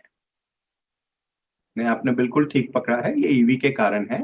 जैसे हमने समझाया था कि ईवी में इनिशियली काफी डेप्रिसिएशन बर्डन रहता है, क्योंकि काफी इन्वेस्टमेंट हुआ है। वॉल्यूम्स अभी सिर्फ कुछ दिनों का ही वॉल्यूम्स है उसमें। तो हम एक्चुअली काफी हैप्पी हैं कि EBITDA पॉजिटिव हुआ है ये फर्स्ट क्वार्टर में ही, पार्शियल क्वार्टर में। लेकिन काफी काम करना पड़ेगा अभी मार्जिन्स इंप्रूव करने के लिए, जो नॉर्मल है किसी भी प्रोडक्ट को लॉन्च करें आप। ईवीज में इन पर्टिकुलर काफी बर्डन रहेगा डेप्रिसिएशन का इनिशियली, जो 2-3 साल में हम एक्सपेक्ट कर रहे हैं कि हम वहां पे भी मार्जिन्स काफी इंप्रूव कर रहे हैं। ठीक, आपने देखो रिपोर्ट सुन ली। उससे पहले तक के जितने भी घटनाक्रम हुए थे, चाहे SML Isuzu को खरीदना हो या फिर नई गाड़ियां लॉन्च करनी हो, वो सब भी हमने आपको दिखाया, बताया। बाद में अब जरा टेक्निकली व्यू ये भी लेना ज़रूरी है कि M&M कितना स्ट्रॉन्ग है। यहाँ से नए और पुराने दोनों लोगों को क्या सोचना चाहिए। रचना मैम, दोनों के लिए ज़रा गाइडेंस दीजिएगा। जिनके पोर्टफोलियो में M&M है नहीं, उनको क्या करना है, और जिनके पोर्टफोलियो में है M&M, अभी खरीदा है, थोड़ा पहले खरीदा है, बाद में खरीदा है, महंगा खरीदा है, सस्ता खरीदा है, उनको क्या करना है। जिनके पोर्टफोलियो में ऑलरेडी है M&M, वी अज्यूम कि लोअर लेवल से होगा पहले से, तो नेचुरली उनको अपना जो है प्रॉफिट को प्रोटेक्ट करना चाहिए। स्टॉक ने अच्छी मूवमेंट दे रखी है पिछले 1-2 साल में, तो यहाँ पे प्रॉफिट को लॉक करने के लिए आपको एक एसएल बना लेना चाहिए, ट्रेलिंग एसएल, जो कि आपका होना चाहिए वीकली क्लोजिंग बेसिस पे करीब 2700 के आसपास। 2700 के ऊपर जब तक वीकली क्लोजिंग हो रही है तब तक you are okay, you can continue with the position. कोई भी वीकली बार अगर 2700 के नीचे in any adverse situations close होती है, तो हम तब प्रॉफिट बुकिंग के उसमें आ जाने चाहिए, and you should take the money off the table. Now coming to उन लोगों की बात जिनको नया पोजीशन क्रिएट करना है। नया पोजीशन क्रिएट करने के लिए करंट सिचुएशन में प्राइस जहां पे बैठा है वहां पे आप डेफिनेटली कर सकते हैं एंट्री। अभी 200 पीरियड एवरेज को डेली चार्ट्स पे काउंटर ने टेक आउट करा है, और उसके बाद थोड़ा वहां कंसोलिडेट करने के बाद कल का एक स्ट्रॉन्ग प्राइस एक्शन देखने को मिला है। फ्रेश एंट्रेंट्स के लिए 2800 का एसएल होना चाहिए। अभी 3000 पे है, तो 2800 के एसएल के साथ फ्रेश पोजीशंस वाले अपना एंट्री करें, और इन दैट केस उनका जो फर्स्ट टारगेट होगा फॉर नेक्स्ट से 3 to 4 मंथ्स वो हो सकता है 3300 से लेके 3400 के बीच। ठीक है, तो रेशियो तो हो गया 1:2 का। जिनके पास नहीं है 2800 का एक स्टॉप लॉस लगाएं, 3400 तक का टारगेट लगाएं। ये तो हो गया पहला हिस्सा। दूसरा हिस्सा क्वेश्चन ये हो सकता है, इसलिए हमने बाय भी लिखा, और आप ये सोच रहे होंगे एक ही शेयर पे आप बाय की स्टैंप भी लगा रहे हो और ये भी कह रहे हो कि पार्शियल प्रॉफिट बुकिंग करो। तो हमने 2 क्वेश्चंस पूछे थे। पुराने वालों के लिए हमने पार्शियल प्रॉफिट बुकिंग है क्योंकि उनके पास काफ़ी पैसा आया हुआ है M&M से, तो थोड़ा थोड़ा बुक करने में कोई हर्ज नहीं है। तो जिनके पास नहीं है उनको 2800 का स्टॉप लॉस, 3400 का टारगेट के हिसाब से ये सौदा बनता हुआ दिखेगा। क्लियर हो गया बॉस? M&M रिपोर्ट आ गई, मैनेजमेंट का व्यू आ गया और सामने ट्रेड कैसे करना है ये भी आ गया। M&M chapter is close now second, कल अडानी ग्रुप के शेयर्स देखते ही बनते थे। Adani total gas, Adani greens, Adani enterprises, सभी के सभी कल बढ़िया बंद हुए हैं। Rachna ma'am, Adani total gas कल सबसे ज़्यादा चलने वाला शेयर बना परसेंटेज में, और ये F&O का पार्ट भी है, इसमें ओपन इंटरेस्ट भी इसी सबसे ज़्यादा था एक्चुअली में। तो एक बार जरा ये बताओ, अडानी टोटल गैस आज भी चलेगा क्या?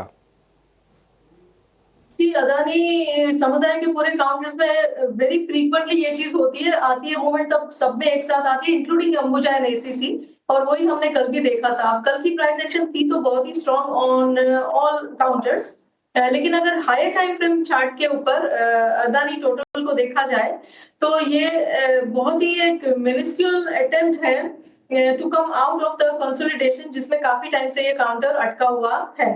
तो यहाँ पे हायर टाइम फ्रेम के हिसाब से अगर आप एंटर करने की सोच रहे हैं तो एक वेरी स्ट्रिक्ट स्टॉप लॉस 550 के आसपास का लगा के करना चाहिए। चांसेस है कि ये स्टॉप लॉस होल्ड कर जाएगा और आगे ये काउंटर ऑन दैट केस काफी स्ट्रॉन्ग मूवमेंट दे सकता है ऑन द अपसाइड, जिसका पहला टारगेट 800 प्लस भी हो सकता है। उससे ज्यादा मैं बोलना नहीं चाहती, like it would seem too much, पर चार्ट के ऊपर उससे ज्यादा प्राइस भी अवेलेबल है। तो 550 के एसएल के साथ अगर आप मीडियम टर्म के प्लेयर हैं तो इसमें एक पोजीशन बनाने का अटेम्प्ट कर सकते हैं। जो शॉर्ट टर्म प्लेयर्स हैं उनको कल जिन्होंने पोजीशन बनाई थी उनको अपना एसएल जो है वो ट्रेल करके 650 पे ले लेना चाहिए, एंड चांसेस है कि काउंटर आगे और कंटिन्यू करेगा और 700 की तरफ जाएगा आने वाले दिनों में। तो 650 के एसएल के साथ हमको पोजीशन कंटिन्यू करनी चाहिए for a target of 700 for short term. ठीक है, तो आप एक काम करो, इसमें जो स्टॉप लॉस है 2 डाल दो। एक तो डाल दो आप 550 का, दूसरा डाल दो 650 का। स्टॉप लॉस वाली जगह पे 2 एसएल लिख दो, ठीक है। टारगेट रिमेन्स रहने दो सेम। तो ट्रेल करना है तो 800 तक जो जा सकता है, नए वालों के लिए भी 800 तक जा सकता है। तो दोनों का टारगेट सेम हो गया 800 पुराने और नए वालों का। लेकिन जिन्होंने कल खरीदारी की हुई है, जिनके पास पैसे आए हुए हैं, उनका 650 का स्टॉप लॉस है ताकि वो पैसा कमा के ही निकले। और जो पुराने वाले थोड़ा रखेंगे, नए वाले थोड़ा रखेंगे, उनके लिए 550 का हो गया। तो दोनों के स्टॉप लॉसेस टारगेट हमने दोनों शेयर्स के बारे में पता कर दिया, आपने आइडिया भी ले लिया कैसे करना है, और दोनों ट्रेंडिंग स्टॉक्स है, देखना आज भी डिस्कस होंगे कार्यक्रम के दौरान। आगे बढ़ते हैं, एक खबर और भी है। हालांकि दिल्ली एनसीआर में इस समय मौसम काफ़ी सुहाना है, लेकिन उसके बावजूद भी गर्मियों के सीज़न में सरकार ये चाहती है कि बिजली की सप्लाई सुनिश्चित की जाए। केंद्र सरकार ने राज्यों से पर्याप्त पावर परचेज एग्रीमेंट करने को कहा भी है। प्रकाश प्रियदर्शी के पास इसकी डिटेल है, ध्यान रखिएगा। अगर परचेज एग्रीमेंट होते हैं तो उसमें IEX जैसी कंपनीज का एक अच्छा उतार चढ़ाव आपको इसमें भी दिखेगा। पहले प्रकाश से खबर समझते हैं, फिर IEX को चेक भी करवाएंगे। प्रकाश, खबर बता दीजिए।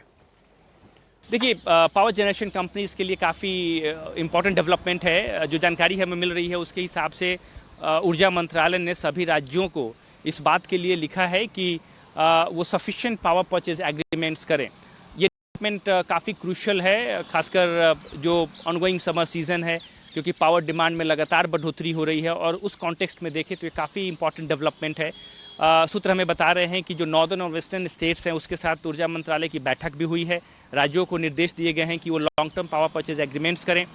कुछ स्टेट्स जैसे कि बिहार, मध्य प्रदेश, उत्तर प्रदेश जैसे जो राज्य हैं वो long term power purchase agreements कर भी रहे हैं, उसकी प्रक्रिया की शुरुआत की है। कुछ स्टेट्स अपने ओन अरेंजमेंट्स कर रहे हैं, जिसमें कि राजस्थान, गुजरात जैसे स्टेट शामिल हैं, जो कि खुद बिड इनवाइट कर रहे हैं।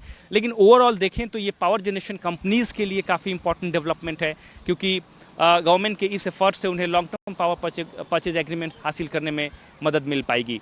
जैसा कि आपको पता है कि सरकार का ये अनुमान है कि जो ऑनगोइंग समर सीजन है उसमें peak hour power demand 270 gigawatt के आंकड़े को पार कर सकती है। इसलिए तमाम एफर्ट्स किए जा रहे हैं। सरकार ने कुछ इमरजेंसी प्लान भी तैयार किए हैं, ताकि किसी भी तरह की पावर डिमांड अगर पैदा होती है उसको मीट किया जाए। और उस दिशा में अगर देखें तो long term power purchase agreements के लिए राज्यों को पुश किया जा रहा है।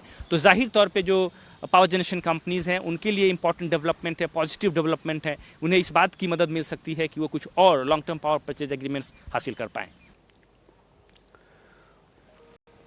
ये जो पावर परचेज एग्रीमेंट है ये सुनिश्चित कर देगा कि उस राज्य को पर्टिकुलरली बिजली की फिलहाल कोई दिक्कत नहीं है। देखो, जब पीक आएगा थोड़ा बहुत तो शेडिंग होगी, 1 घंटे की हो सकते, 2 घंटे की हो सकते, लेकिन फिर भी IEX पर ध्यान रखिएगा। ये शेयर बहुत बढ़िया स्ट्रॉन्ग नोट पे वापस कंसोलिडेट करके 200 की टेरिटरी में आना चाहता है। ये सभी मैं पावर वाले स्टॉक्स पे आपको दिखा रहा हूँ, खासकर डिस्ट्रीब्यूशन वाले स्टॉक्स दिखाना, जहाँ पे डिस्ट्रीब्यूशन होगा। जनरेशन तो हो ही रही है, डिस्ट्रीब्यूशन में जैसे Tata power, Adani power, IEX को दिखा सकते हो आप, पावर ग्रिड को दिखा सकते हो। ये ग्रिड टू ग्रिड ट्रांसफ़र करवाता है बिजली को, एक स्टेट से दूसरे स्टेट में बिजली भेजनी है, बिना ग्रिड के भेज नहीं पाओगे आप, ठीक है ना। तो ये सारे स्टॉक ध्यान रखने वाले हैं, लेकिन इसमें IEX इंपॉर्टेंट प्ले कर सकता है। असल में परचेज एग्रीमेंट जो होते हैं, परचेजिंग होती है, वो IEX के साथ होती है। एक छोटा सा ब्रेक ले ले, ब्रेक के बाद फिर रचना मैम से पता करेंगे IEX के रिगार्डिंग। एक ब्रेक ले लेते हैं पहले। आपके साथ मैं हूं मानसी दवे और मेरे साथ मेरे दोनों सहयोगी आशीष आध्वर्य और डिम्पी कालराज जुड़े हैं। हमारे पैनल पर रचना जी और सचिन गुप्ता जी मौजूद हैं। भारतीय बाजार फ्लैट शुरुआत के संकेत इस वक्त, क्योंकि मिला जुला कामकाज है विदेशी बाजार से। गिफ्ट निफ्टी की तरफ से भी इम्प्लाइड ओपन जो है वहां पर सुस्ती के संकेत नजर आ रहे हैं, और खास तौर से यूएस के मार्केट्स में कल हमने देखा सेंटिमेंट्स जो हैं टुवर्ड्स डाउनसाइड देखने को मिले, जिसका इंपैक्ट हो सकता है कि भारतीय बाजार में इस वक्त देखने को मिले। लेकिन प्री ओपन टिक्स इस वक्त आप अपने स्क्रीन पर देख रहे हैं। करेंसी की ओपनिंग 3 पैसे कमजोर, रुपया खुलता हुआ 84 रुपये और 28 पैसे पर। डॉलर के मुकाबले रुपए में कमजोरी के साथ इस वक्त 84 रुपये और 25 पैसे के मुकाबले 84 रुपये और 28 पैसे पर शुरुआत होती हुई नजर आ रही है। आगे बढ़ेंगे और सारे के सारे स्टॉक्स पर विस्तार से बातचीत, बाजार की शुरुआत पर बातचीत करेंगे। सचिन गुप्ता का स्वागत करते हैं, उनसे बात करते हैं मार्केट। साथ ही मैन फ्रॉम मोतीलाल ओसवाल चंदन तापड़िया भी जुड़ गए हैं हमारी पैनल पर। तीनों एक्सपर्ट्स हैं। तीनों एक्सपर्ट्स से बाजार खुलने से पहले उनके हिसाब से बाजार की शुरुआत कैसी हो सकती है, क्विकली स्टॉक स्पेसिफिक एक्शन ही जानेंगे। चंदन तापड़िया से शुरुआत करेंगे। गुड मॉर्निंग चंदन, स्वागत है आपका ET नाउ स्वदेश पर। अपना समय देने के लिए आपका शुक्रिया। ब्रेक पर जाने से पहले IEX का जिक्र हमने किया था। एक तो क्वार्टरली अपडेट्स भी आए हैं और कुछ हद तक पावर सेक्टर को लेकर जो डेवलपमेंट्स हो रहे हैं उसका एक पॉजिटिव इम्पैक्ट पावर स्टॉक्स इन पर्टिकुलर IEX जैसे काउंटर्स पर नजर आ सकता है। IEX प्री ओपन में ऑलमोस्ट 2% की तेजी के साथ खुलने की तैयारी करता हुआ। एक तो इस स्टॉक पर अपनी राय दीजिएगा, और साथ ही आज बाजार खुलने से पहले कौन से स्टॉक्स हैं आपके रेडार पर, ये भी बताएं। गुड मॉर्निंग मानसी जी, बहुत बहुत धन्यवाद, और सभी पैनलिस्ट का भी आभार, दर्शकों को सुप्रभात। देखिए, बाजार में कहीं ना कहीं निफ्टी अपने आप को होल्ड कर रहा है। हम लगातार पिछले 7-8 दिन से कंसोलिडेट कर रहे हैं, बट बाजार के बेस हायर बन रहे हैं। आज 6 दिन पहले निफ्टी ने 23,850 का सपोर्ट बनाया और वहां से टर्न हुआ, जो एक रोल रिवर्सल पैटर्न था, यानी कि पहले 23,850 नहीं निकलता था और अभी उस लेवल को रीटेस्ट करके सपोर्ट बनाया जो पहले रेजिस्टेंस था।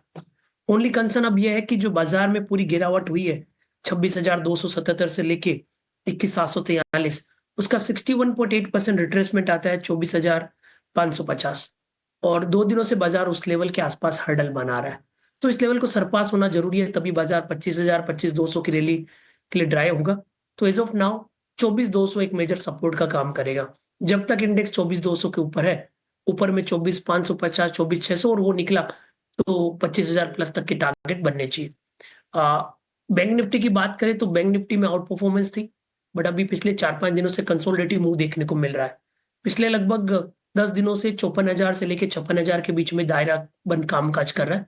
अच्छी बात है कि 54,000 मेजर सपोर्ट है, बट कंसर्न ये है कि ऊपर में सप्लाई आ रही है, तो कहीं ना कहीं एक रेंज बाउंड बायस यहाँ पे रहेगा। आईएक्स और पावर एनर्जी की बात करें तो कहीं ना कहीं एनर्जी हीट रिलेटेड और वेदर के हिसाब से इन सेक्टर पे फोकस रहेगा। और डायरेक्टली मैं आईएक्स की बात करूं तो वीकली चार्ट पे हायर बेस बन रहे हैं और नैरो रेंज कंसोलिडेशन ब्रेकआउट भी वीकली सेटअप पे तैयार हो रहा है। ओवरऑल पिछले 7-8 दिन का प्राइस डेटा देखे तो 189 190 का हायर बेस बन रहा है।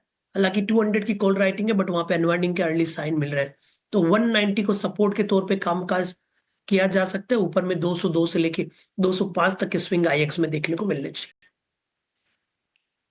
ये है इंडेक्स और साथ ही आईईएक्स पर चंदन तापरिया की राय। 5 पैसा कैपिटल के senior technical analyst Sachin Gupta भी हमारे साथ हैं। सचिन, गुड मॉर्निंग, स्वागत है आपका ईटी नाउ स्वदेश पर। बताइए, बाजार खुलने से ठीक पहले इस वक्त मार्केट के सेंटिमेंट्स को कैसे रीड कर रहे हैं आप? क्विकली आपके स्टॉक्स जो हैं रेडार पर वो बताइएगा। Very good morning to all. Well, आज स्टॉक्स रडार पर है उसमें पहला स्टॉक जो है वो है हिंद पेट्रो। ओवरऑल अगर देखें तो डेली चार्ट्स पर एक कंसोलिडेशन फेज था जो कि प्रायर डे पर ब्रेक होता हुआ नजर आया। साथ ही साथ में वॉल्यूम स्पर्ट स्टॉक के अंदर देखने को मिला है। मुझे लगता है एक अच्छा स्ट्रेंथ और फर्दर 1 और 2 डेज के लिए यहाँ पे कंटिन्यू होता हुआ नजर आ सकता है। सो हिंद पेट्रो में बाइंग की सलाह रहेगी अराउंड 409 410 के आसपास में। एक 396 है कि स्टॉप लॉस प्लेस करना रहेगा। अपसाइड पोटेंशियल टारगेट 430 तक मुझे लगता है जो देखने को मिल सकता है। मेरा दूसरा स्टॉक जो है वो रहेगा इंडिगो में बाइंग के लिए, और इंडिगो का भी ओवरऑल सेटअप देखें तो काफी बुलिश है। अच्छी स्ट्रेंथ स्टॉक के अंदर बनी हुई है। ओवरऑल अगर हम देखें तो higher top higher bottom formation में स्टॉक मूव करता हुआ नजर आ रहा है।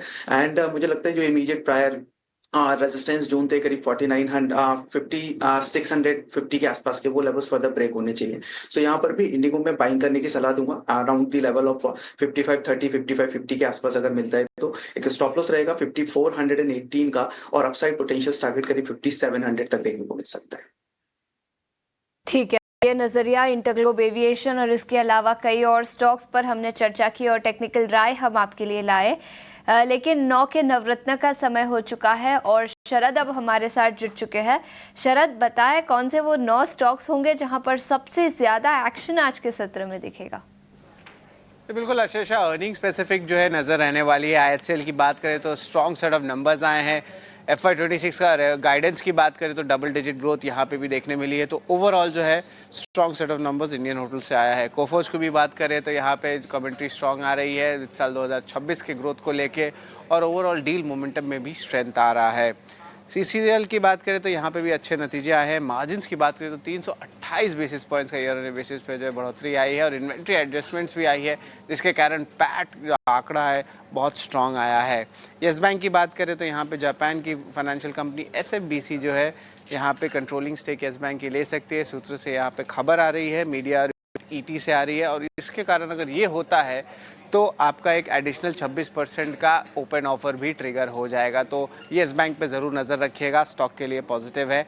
Glenmark Pharma US FDA approval आई है ब्लड कैंसर ड्रग को लेके, तो यहाँ पे भी स्टॉक में एक अच्छी सपोर्टिव मोमेंटम देखने मिल सकता है। इरकॉन की बात करें तो 190 करोड़ का ऑर्डर आया है तिरुवनंतपुरम के डिस्ट्रिक्ट को लेके, जहाँ पे रूरल इंडस्ट्रियल पार्क बनेगा। वही हमारा 7वां स्टॉक कमिंस इंडिया रहेगा। इनके पेरेंट कंपनी ने गाइडेंस को सस्पेंड कर दिया है पूरे साल के लिए, और खासकर कि पावर जेन बिजनेस में जो है यहाँ पे भारत के बिजनेस पे जो है थोड़ी दबाव देखने मिल सकती है। पहले जो थी ऑफ कोर्स एक गाइडेंस दिया गया था, पर अब वो गाइडेंस नहीं है अगले साल के लिए। स्टॉक के लिए नेगेटिव है। फार्मा स्टॉक्स के लिए भी नेगेटिव है। ट्रंप ने ऑर्डर किया है कि US FDA जो है फीस इंस्पेक्शन फीस बढ़ाने वाली है फॉरेन मैन्युफैक्चरिंग प्लांट्स को लेके, तो ऑफ कोर्स फार्मा वाले स्टॉक्स पे जो है आज नेगेटिव इम्पैक्ट आ सकती है। लेकिन याद रखिए आज बिग बोल्ड ब्रोकरेज नहीं है। टाटा मोटर्स पे नज़र रहेगी, हमारा आखिरी स्टॉक रहेगा जहाँ पे आज होल्डर्स वोटिंग करने वाले हैं, जहाँ पे वो अप्रूव कर सकते हैं CV बिजनेस यानी कि कमर्शियल व्हीकल बिजनेस का स्पिन ऑफ को लेके। तो ये अहम 9 स्टॉक्स है जहाँ पे आपको आज एक्शन दिखेगा। 9 स्टॉक्स जहां पर सबसे ज्यादा एक्शन दिखेगा। 9 के नवरत्न हमारा खास सेगमेंट। शरद, शुक्रिया पूरी डिटेल्स के साथ हमारे साथ जुड़ने के लिए। लेकिन फूड डिलीवरी कंपनियों पर फोकस करते हैं, स्विगी और जोमैटो। याद रखें 13% की तेजी के साथ कल स्विगी बंद होता हुआ नजर आया था। बड़ी खबर निकल कर आई, उन्होंने फूड डिलीवरी बिजनेस में एक्सपैंड करने का ऐलान किया, और on the flip side Zomato ने जो अपनी 15 मिनट फूड डिलीवरी सेगमेंट था वो उन्होंने डिसकंटिन्यू कर दिया। तो पॉजिटिव खबर स्विगी के लिए, नेगेटिव खबर जोमैटो के लिए। हालांकि आज 2% की गिरावट के साथ शुरू प्री ओपन में दिखता हुआ, लेकिन कल 13% की तेजी के साथ स्विगी बंद हुआ था। सचिन जी, आपसे पूछना चाहूंगी, स्विगी तो हाल ही में लिस्ट हुआ है, लेकिन फिर भी अगर स्विगी और जोमेटो दोनों के चार्ट्स को आप बता पाए, किस तरह का टेक्निकल नजरिया इन दोनों स्टॉक्स पर बनेगा? वेल आशीषा जी, मुझे लगता है जोमेटो के अंदर जो है एक अच्छे ब्रेकआउट्स लेवल एक्सपेक्टेड है। वो लेवल्स रहेंगे करीब 242 के आसपास में। एक इमीडिएट छोटा सा कंसोलिडेशन फेज है, साथ ही साथ में स्टॉक ऑलरेडी अपने इंपॉर्टेंट की मूविंग एवरेजेस 100 एंड 200 EMS के ऊपर सस्टेन करता हुआ नजर आ रहा है। तो जैसे 242 ये लेवल्स स्टॉक ब्रेक करता है, अपसाइड पोटेंशियल करीब 250 255 तक के लिए कंटिन्यू होता हुआ नजर आ सकता है। तो यहाँ पर सेटअप्स बाइंग के हैं। 242 एक ब्रेकआउट जोन है, एंड 242 के अगर कोई ऊपर कोई ब्रेकआउट पर बाइंग लेता भी है तो एक स्टॉप लॉस प्लेस करना रहेगा, वो रहेगा 235 का। वहीं अगर मैं स्विगी की बात करूं तो स्विगी में ओवरऑल अगर देखें तो का ट्रेंड जो है, मार्केट का जो स्ट्रक्चर है वो लाइक स्टॉक का जो स्ट्रक्चर है वो वीक ही है। प्रायर डे पर जरूर हमने एक अच्छा स्पर्ट लोअर साइड से लौटता हुआ देखा है। मुझे लगता है यहाँ पर फ्रेश पोजीशंस बनाने की सलाह मेरी साइड से नहीं रहेगी, बट अगर कुछ लोग जो लोग फंसे हुए हैं स्टॉक के अंदर ऑलरेडी होल्ड कर रहे हैं, उनके लिए ये रहेगा कि एक जो इमीडिएट बेस स्टॉक ने बनाया 300 के आसपास का एक कंसीडर करके एक बार होल्ड कर सकते हैं। अपसाइड और फर्दर अगर करीब 370 380 के आसपास मिलती है तो फिर वहां पर एक बार स्टॉक को वापस से रिव्यू करेंगे। नजरिया स्विगी और जोमेटो पर। ऑटो सेक्टर से एमएनएम के मैनेजमेंट को हमने सुना, उसके बाद हमने आपके लिए एक टेक्निकल नजरिया भी रखा और प्री ओपन में स्टॉक 4% से ज्यादा की तेजी के साथ कारोबार करता हुआ 3080 के ऊपर। चंदन, आपसे भी आपकी राय लेना चाहूंगी। एमएनएम निफ्टी के टॉप गेनर्स में कल के सत्र में तेजी दिखी थी, आज भी प्री ओपन में 4% की शानदार तेजी। क्या व्यू होगा आपका एमएनएम पर? बिल्कुल, देखिए एमएनएम पे एक सकारात्मक रवैया है हमारा। इनफैक्ट मैं आपको बताना चाहूंगा, जब टेस्ला की भारत आने की खबरें के चलते काउंटर 2425 तक डिक्लाइन हुआ था, वहां पे एक पॉजिटिव प्राइस पैटर्न बना था और एक हार्मोनिक पैटर्न के साथ एक जो मेजर बॉटम आउट अप्रोच बना वो रिमार्केबल है। अभी मंथली चार्ट पे एक बड़ा पोल एंड फ्लैग ब्रेकआउट देखने को मिल रहा है। इनफैक्ट मेरा तो मानना है काउंटर 15 20 25% की रैली के लिए तैयार हो रहा है, क्योंकि मल्टी बैरियर इसके 3200 के आसपास है और 3200 के ऊपर टिकता है तो 3500 3800 तक के पोजिशनल टारगेट बन सकते हैं। बट इमीडिएट बेसिस पे वीकली सेटअप को देखें तो लगातार high tops high bottom formation बन रहे हैं। इनफैक्ट डेली चार्ट में भी यहाँ पे पोल एंड फ्लैग का ब्रेकआउट हुआ, क्योंकि 2950 के आसपास के मल्टीपल बैरियर आ रहे थे। तो मेरे हिसाब से मौजूदा लेवल से देखें तो मोमेंटम एक्सटेंड होना चाहिए। कहीं ना कहीं 3200 जो इसके हर्डल है वहां तक इमीडिएट टारगेट बनने चाहिए। तो 3200 3270 यानी कि लाइफ टाइम हाई टेरिटरी के लिए एमएनएम तैयार हो रहा है और पोजिशनली मेरा मानना है और भी बड़ा मूव यहाँ पे देखने को मिलना चाहिए। ठीक है, एमएनएम पे ऑलरेडी हम पे भी काफ़ी बुलिश हैं। आज सुबह भी हमने रचना मैम से टेक लिया था, तब भी उन्होंने कहा था कि जो पुराने वाले हैं उनको भी बने रहना चाहिए और नए वालों को भी अंदर आ जाना चाहिए। उन्होंने टारगेट करीब 3400 कर दिया, 2800 का स्टॉप लॉस, और यही बात अभी आपको चंदन तापड़िया भी बता रहे हैं। खैर, मार्केट्स के अंदर आज एक और शेयर भी है कफोर्ज, ये भी काफ़ी अच्छा खुल रहा है, 4 साढ़े 4% ऊपर है। रचना मैम, ये आखिरी सवाल आपसे, कफोर्ज पे एक बार अपना टेक दे लीजिए। और जो है डेफिनेटली ये पॉजिटिवली प्लेस्ड है। मेरे हिसाब से ये काउंटर आने वाले अगर 3 मंथ्स का अगर कोई टाइम होराइजन भी रखता है 3 to 6 मंथ्स का, तो यहाँ पे दोबारा से ये 5 डिजिट का बनने के पूरी क्षमता रखता है। और ये जब तक 7400 के ऊपर क्लोजिंग देता रहेगा तब तक ये पॉजिटिविटी इसमें कंटिन्यू होनी चाहिए।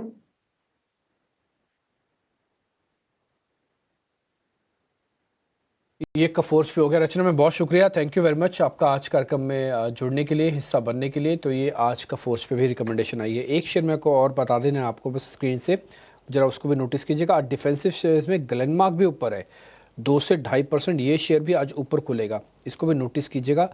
और भारती एयरटेल भी 1 से 1.5% ऊपर खुल रहा है। स्विगी के अंदर आज प्रॉफिट बुकिंग होगी, करीब 2% के आसपास गैप डाउन खुलेगा। इसके आज आप वैसे और फार्मास्यूटिकल्स को देखेंगे, ग्लेनमार्क को छोड़ के तो सब प्रेशर में है। सन फार्मा, सिप्ला, जायडस लाइफ साइंसेज, इन सब में आपको लाल निशान दिखेगा। 2 मिनट में मार्केट खुलने वाला है उसके बाद मार्केट्स पे हम चले जाएंगे और साथ ही साथ फिर जैसे से ट्रेड बनेंगे। तो मैं अपने सहयोगी से बोलता हूँ कि वो एक बार मार्केट्स की ओपनिंग करें और उसके बाद फिर हम आगे बढ़ते हैं।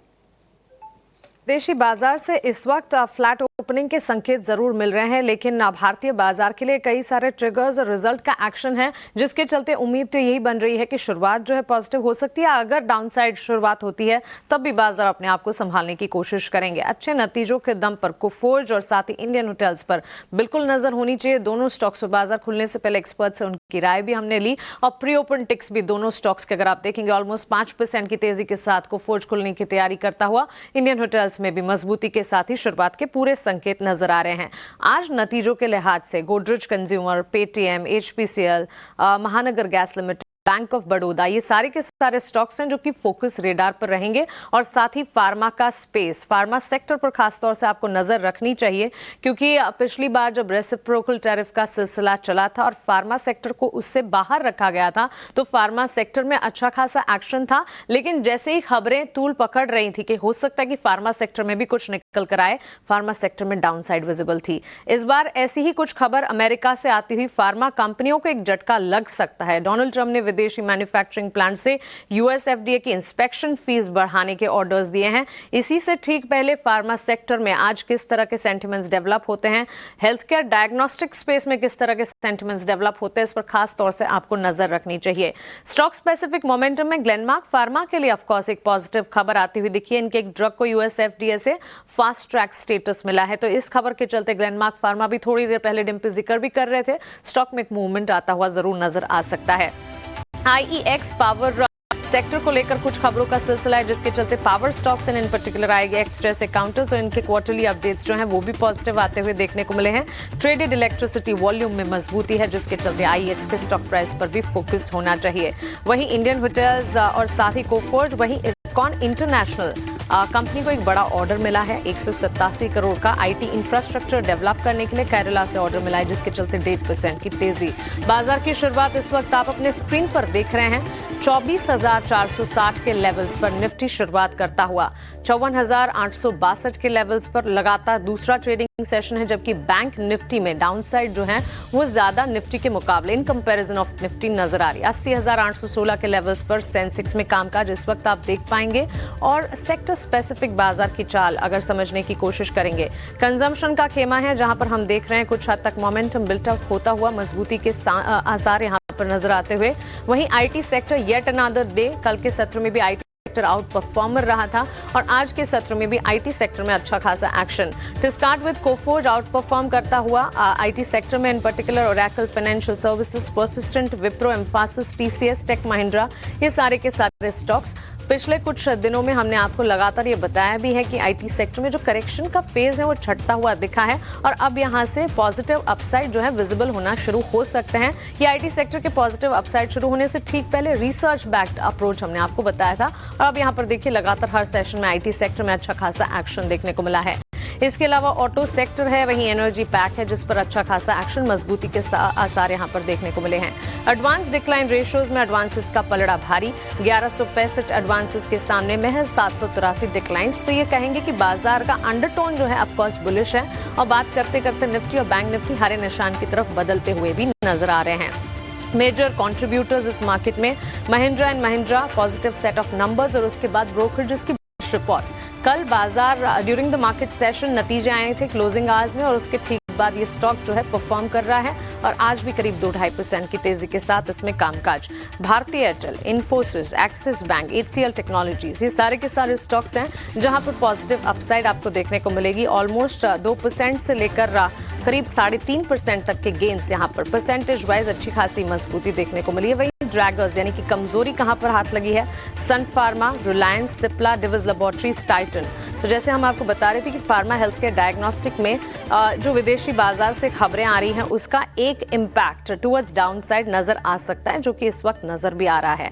मेजर कंट्रीब्यूटर्स की हमने बात की, निफ्टी नेक्स्ट कैटेगरी में कहां पर एक्शन है ये भी एक बार देख लेते हैं। और इस वक्त अगर आप देखें हिंदुस्तान एरोनॉटिक्स लिमिटेड, अभी थोड़ी देर पहले सरकारी कंपनियां डिफेंस क्षेत्र की हम बात भी कर रहे थे, इन स्पेसेस में अच्छा खासा एक्शन है। एवेन्यू सुपरमार्ट में अच्छी खासी मजबूती है।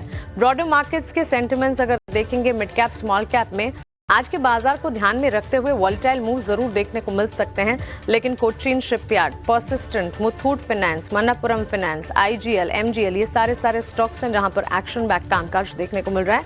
वहीं छोटी मझोली कंपनी अगर देखेंगे इरकॉन इंटरनेशनल, खबर है कंपनी को ऑर्डर मिला है, उसका असर ऑलमोस्ट 3% के गेन्स के साथ ये स्टॉक जो है ट्रेड करता हुआ। वहीं कैम्स, केईसी इंटरनेशनल, ये सारे स्टॉक्स है जहां पर अच्छी खासी मजबूती के साथ कामकाज देखने को मिला है।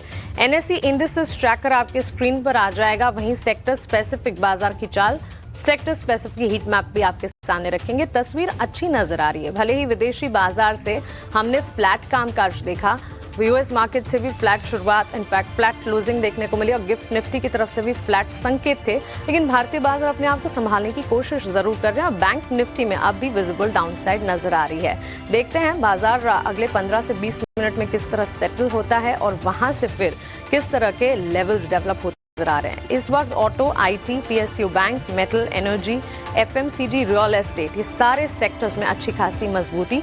जस्ट वन सेक्टर, वो है निफ्टी फार्मा इंडेक्स, जहां पर डाउनसाइड विजिबल है, बिकवाली का दबाव देखने को मिल रहा है। तो ये बाजार की शुरुआत सदी हुई शुरुआत कही जाएगी। विदेशी बाजार से सपोर्ट नहीं, लेकिन भारतीय बाजार अपने दम पर इस वक्त मजबूती का रुझान दिखाते हुए संभलने की पूरी कोशिश करते हुए।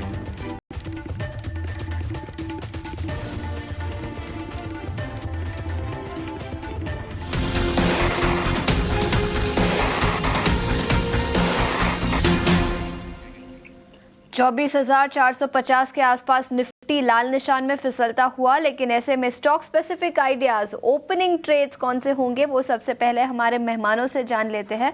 और चंदन, सबसे पहले आप बताएं कौन से ओपनिंग कॉल्स होंगे आज?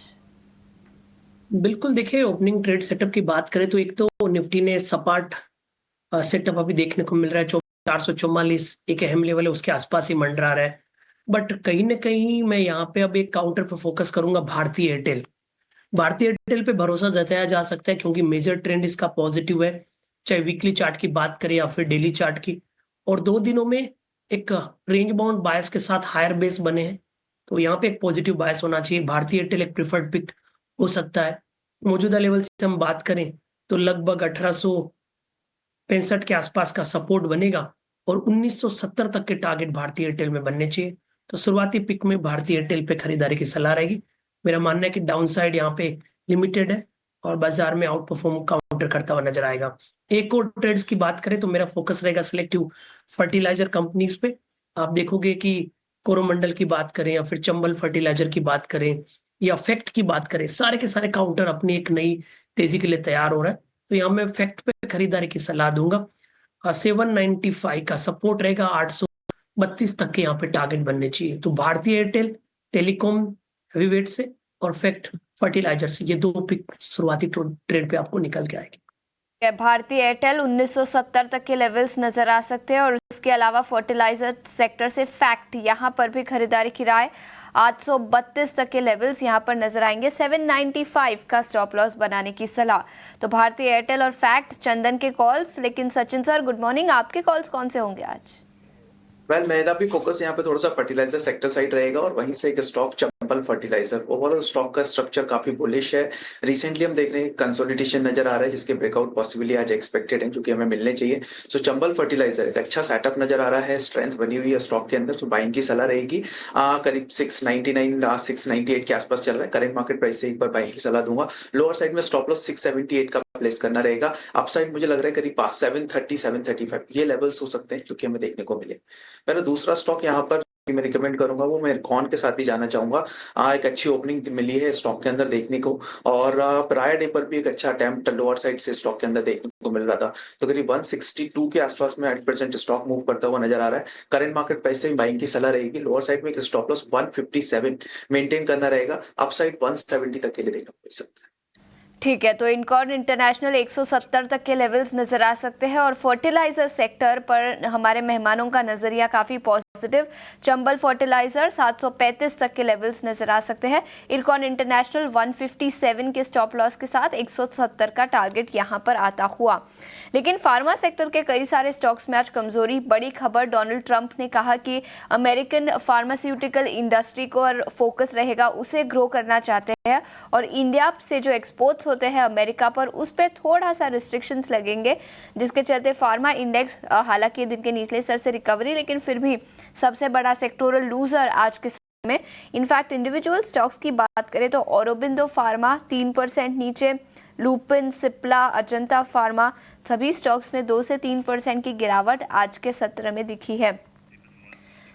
चंदन, क्या राय होगी आपकी फार्मा सेक्टर के इन स्टॉक्स पर, स्पेशली औरोबिंदो फार्मा और लुपिन? 2.5 से 3% की गिरावट यहाँ पर दिखी है। देखिए, निफ्टी फार्मा इंडेक्स वैसे भी पिछले लगभग 7-8 दिन से परफॉर्म नहीं कर रहा है, अपसाइड केप हो रहे हैं। एक तरफ निफ्टी ऊपर के लेवल पे होल्ड कर रहा है, बट ये सेक्टर परफॉर्म नहीं किया है। लुपिन की बात करें तो लुपिन का सेटअप भी रेंज बाउंड था, मल्टीपल बैरियर 2115-20 के आसपास आ रहे थे। सपोर्ट है वो 2000 के आसपास थे। यदि ये 2000 का लेवल तोड़ता है तो नया वीकनेस यहाँ पे बनेगी। अभी भी रेंज बाउंड बायस है, बट स्ट्रक्चर थोड़ा सा अपसाइड केप हो रहा है। ओरो फार्मा में मल्टीपल हर्डल है। इमीडिएट में सपोर्ट जरूर आपका 1180 के आसपास है, बट 1180 के नीचे 1150 तक फिसलता हुआ नजर आएगा। तो आई थिंक फार्मा थोड़ा अवॉइड करें, या तो रेंज बाउंड होने दो या कंसोलिडेट होने दो, उसके बाद आप एक नया पिक लेना चाहिए। की सलाह, टेक्निकल नजरिया फार्मा सेक्टर पर आपके लिए आता हुआ सबसे बड़ा सेक्टोरल लूजर, और औरोबिंदो फार्मा, लुपिन, सिप्ला, अजंता फार्मा, सन फार्मा सभी स्टॉक्स 1.5 से 3.5% की गिरावट के साथ कारोबार करते हुए। लेकिन इसके पीछे की फंडामेंटल वजह क्या है? विदेशी फार्मा कंपनियों पर यूएस प्रेसिडेंट डोनाल्ड ट्रंप की सख्ती की तैयारी शुरू हो चुकी है। पूरी खबर और डिटेल्स के साथ अब हमारे साथ वरुण दुबे जुड़ चुके हैं। वरुण, बताएं क्या है पूरी डिटेल्स और कौन सी कंपनी पर कितना असर इस पूरी खबर का हो सकता है? असर की बात करेंगे तो असर कोई ज़्यादा नहीं होगा, सेंटिमेंटल इम्पैक्ट जो है वो ज़्यादा होगा, क्योंकि डोनाल्ड ट्रंप नो डाउट इन्होंने पहले भी कहा था कि हम टैरिफ जो है वो बढ़ाएंगे, तो अब टैरिफ नहीं बढ़ा रहे हैं, लेकिन हाँ अपनी डोमेस्टिक मैन्युफैक्चरिंग को ये स्ट्रेंथन करने की कोशिश कर रहे हैं। अगर आप इनका एग्जीक्यूटिव ऑर्डर पढ़ेंगे तो इनने कहा है कि क्योंकि यूएस में कोई भी मैन्युफैक्चरिंग सेटअप करने के लिए काफ़ी समय लगता है, 5 से 10 साल के पास का समय लगता है, तो ये चाहते हैं कि वहाँ पे मैन्युफैक्चरिंग को बढ़ावा दिया जाए, खासकर फार्मा में, और उसके लिए कुछ हद तक कदम जो है वो उठाया जाए। जैसे कि यूएस एफडीए को कहा है कि आप अपने जो मैन्युफैक्चरिंग यूनिट्स जो सेटअप करने का समय सीमा है उसको कम करने की कोशिश करें। इस तरह के रूल्स और रेगुलेशन जो है वो लेके आए। एनवायरमेंटल प्रोटेक्शन एजेंसी जो है उनको कहा गया है कि जो एनवायरमेंट क्लियरेंस लगता है पूरा सेटअप करने के लिए प्लांट को, उसको आप जल्द से जल्द कंप्लीट करें ताकि मैन्युफैक्चरिंग प्लांट जो है वो सेटअप करने में आसानी हो। इसके अलावा फॉरेन कंपनीज, उनके लिए जो इंस्पेक्शन फीस होती है मैन्युफैक्चरिंग प्लांट के लिए, उसको बढ़ाने की बात जो है वो की गई है, और एक्टिव इंग्रेडिएंट्स के लिए एनफोर्समेंट जो है उसको भी बढ़ाने की बात जो है वो की गई है। साथ ही साथ फॉरेन फार्मा यूनिट जो है जो कि यूएस में है, उनके ऊपर स्ट्रिक्ट एक्शन लेने की बात की गई है। सरप्राइज विजिट करेंगे, इंस्पेक्शन करेंगे, और अगर दिक्कतें आई तो उनका नाम पब्लिकली जो है वो यहाँ पे सामने दिया जाएगा। हालांकि देखिए अभी भी अगर आप देखेंगे तो यूएसएफडी अगर इंस्पेक्शन करता है और कोई दिक्कतें आती है तो जाहिर सी बात है वो तो हो ही जाती है, और डिस्क्लोजर्स में भी आ जाता है हमारे बीएसई कंपनीज में अगर आप देखेंगे तो ये कोई नई बात नहीं है। लेकिन हाँ, यहाँ पे इन्होंने कहा है कि हम पब्लिकली इनका नाम जो है वो सामने रखेंगे। तो इस तरह की जो चीज़ें हैं उनकी बात ये कर रहे हैं। तो इसके लिए कहीं ना कहीं अब ये डर है कि शायद यहाँ पे जो फार्मा पे सख्ती है वो बरतने की बात ये कर रहे हैं। हालांकि इन्होंने फिर से एक बार रिआइटरेट किया कि अगले 2 हफ्ते में हम जो है वो टैरिफ का ऐलान कर सकते हैं फार्मा पे। तो कितना ऐलान करेंगे वो तो वक्त ही बताएगा, लेकिन बाकी दूसरे देशों को दिक्कतें पहुंचाने से ज़्यादा ये अब ये कोशिश कर रहे हैं कि अपनी मैन्युफैक्चरिंग जो है उसको बढ़ावा दिया जाए। मैं कुछ एनालिस्ट से भी बात कर रहा था, उनका कहना है कि ये जो कदम डोनाल्ड ट्रंप ने उठाए हैं इसका बड़ा इम्पैक्ट जो है आपको शायद इंडियन फार्मा कंपनीज पे नहीं देखने मिलेगा, क्योंकि मैन्युफैक्चरिंग की जो बात वहाँ पे हो रही है वो दरअसल इनोवेटर्स को इम्पैक्ट करेगा।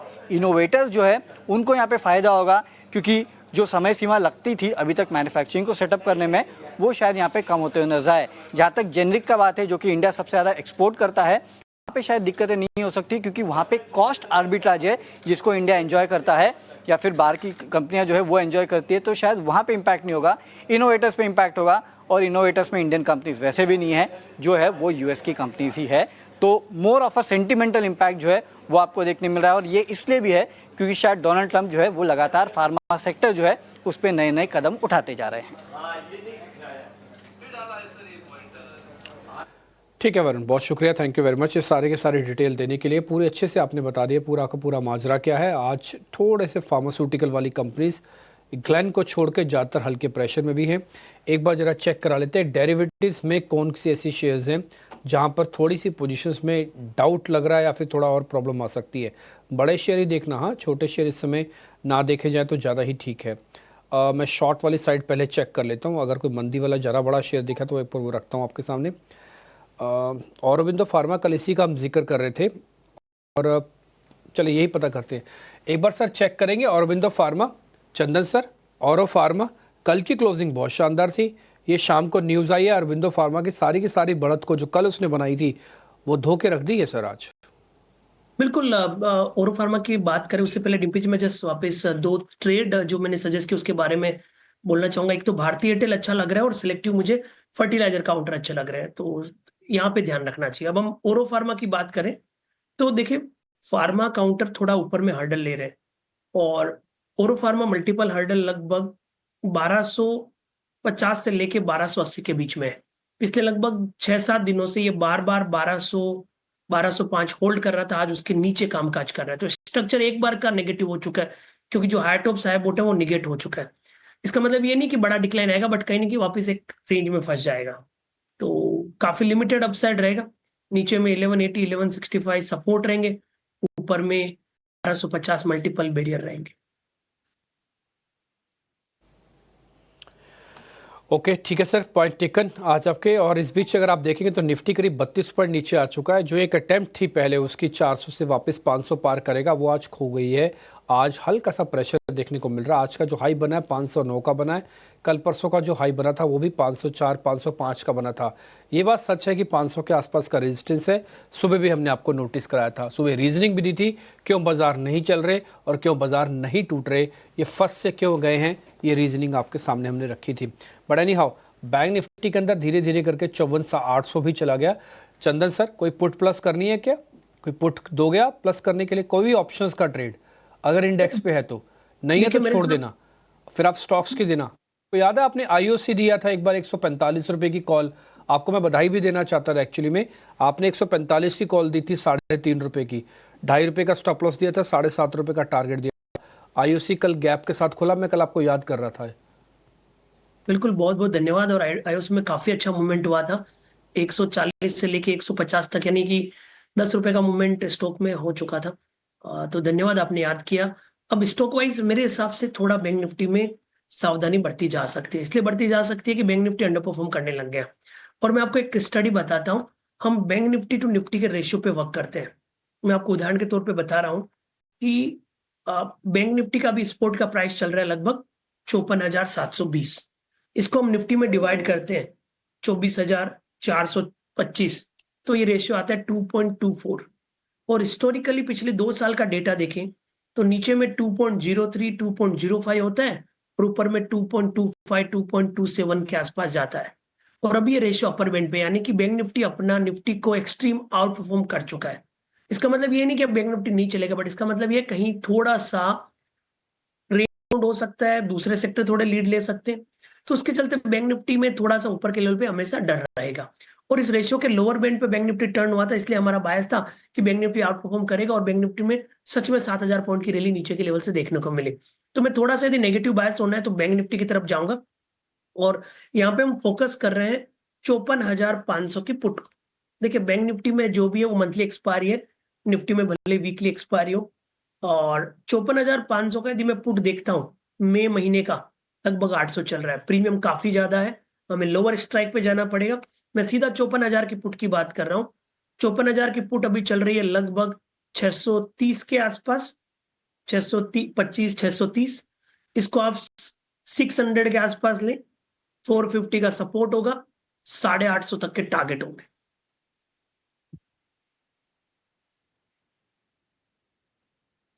Point taken.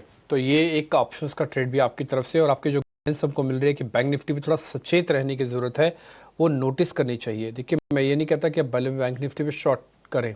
कई लोगों को होता है कि हमको शॉर्ट से पैसे नहीं बनते, मत करो शॉर्ट, तो गिर जाने दो इसको। फिर एक बार जब अच्छे लेवल पे आपको वापस मिलेगा ना, तब प्लस कर लेना। आपको प्लस से पैसे बनते हैं ना, फिर प्लस कर लेना।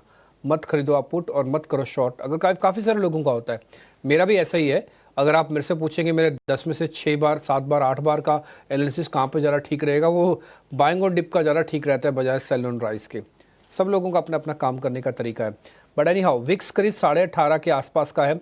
ये इंडिकेशन कर रहा है कि अब आपको देखो शांति से तो नहीं बैठने देगा। ये बात मैंने कल भी आपको बताई थी। विक्स बहुत अच्छी चीज़ है, जिसने भी डेवलप किया उसको थैंक यू मेरी तरफ से। बहुत अच्छा विक्स बनाया जिसने बनाया, बहुत अच्छे से गाइडेंस, बहुत अच्छे से पता लगता है इसके बारे में। आगे बढ़ते हैं, 1-2 शेयर और पता करते हैं सचिन से भी। सचिन, हीरो मोटोकॉर्प छोड़ देता हूँ, इसमें वॉल्यूम नहीं है। एक मिनट रुके, हाँ मैं एक शेयर छांट लूँ आप। ये MGL चेक करना सर, थोड़ा सुस्त है आज, बल गिर नहीं रहा बट थोड़ा सुस्त हो गया है। ये साइडवेज जा सकता है या फिर प्रॉफिट बुकिंग भी करा सकता है। MGL चेक करना सर सचिन भाई।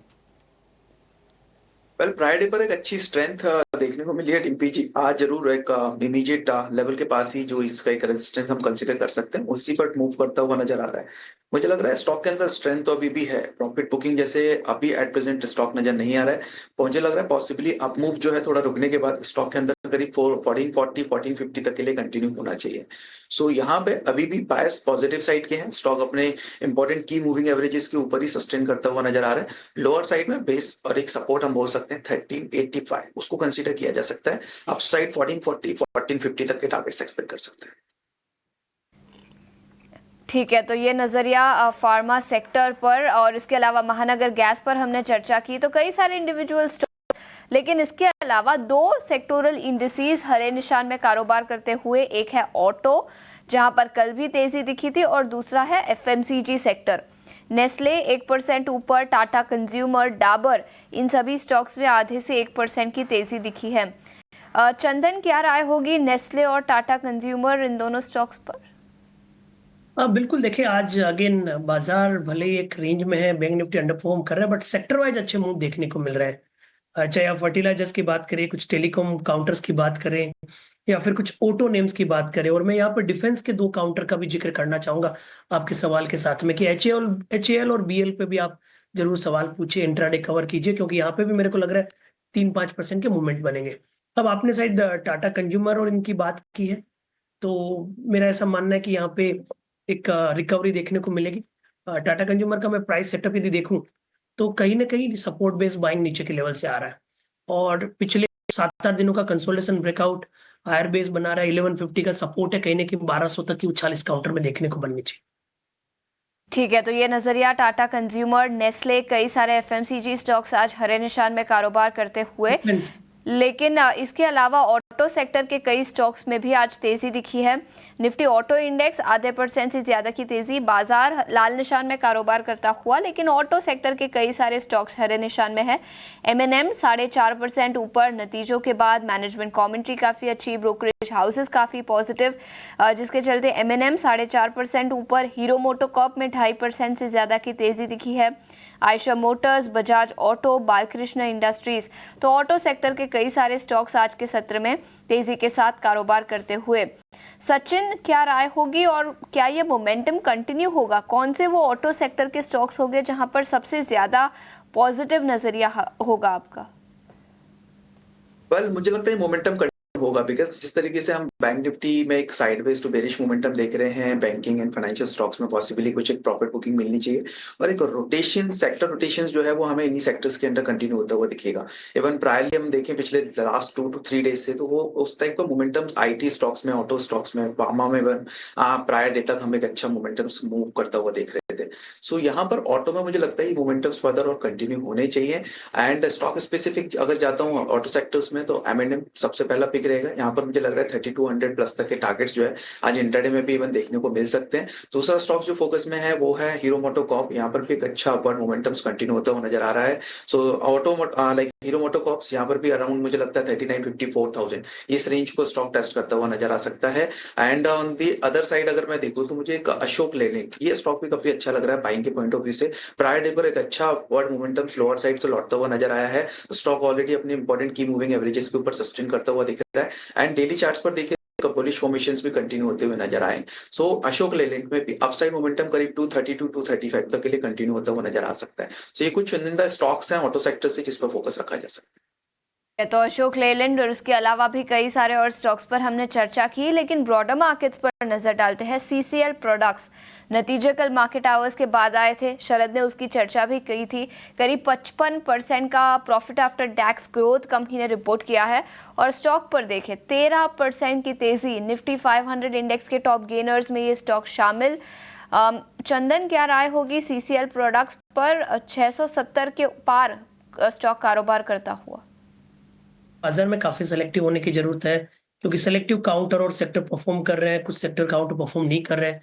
जैसा कि एग्जांपल के लिए कुछ कंजम्पशन रिलेटेड काउंटर्स की बात कर रहे हैं, या टेलीकॉम, फर्टिलाइजर्स, कुछ ऑटो, वही बैंकिंग है थोड़ा सेटबैक दिखा रहे हैं। और जहां तक सीसीएल की आप बात कर रहे हो, सीसीएल में पिछले 5-6 महीने में ऊपर से काफी बड़ा करेक्टिव मूव देखने को मिला था।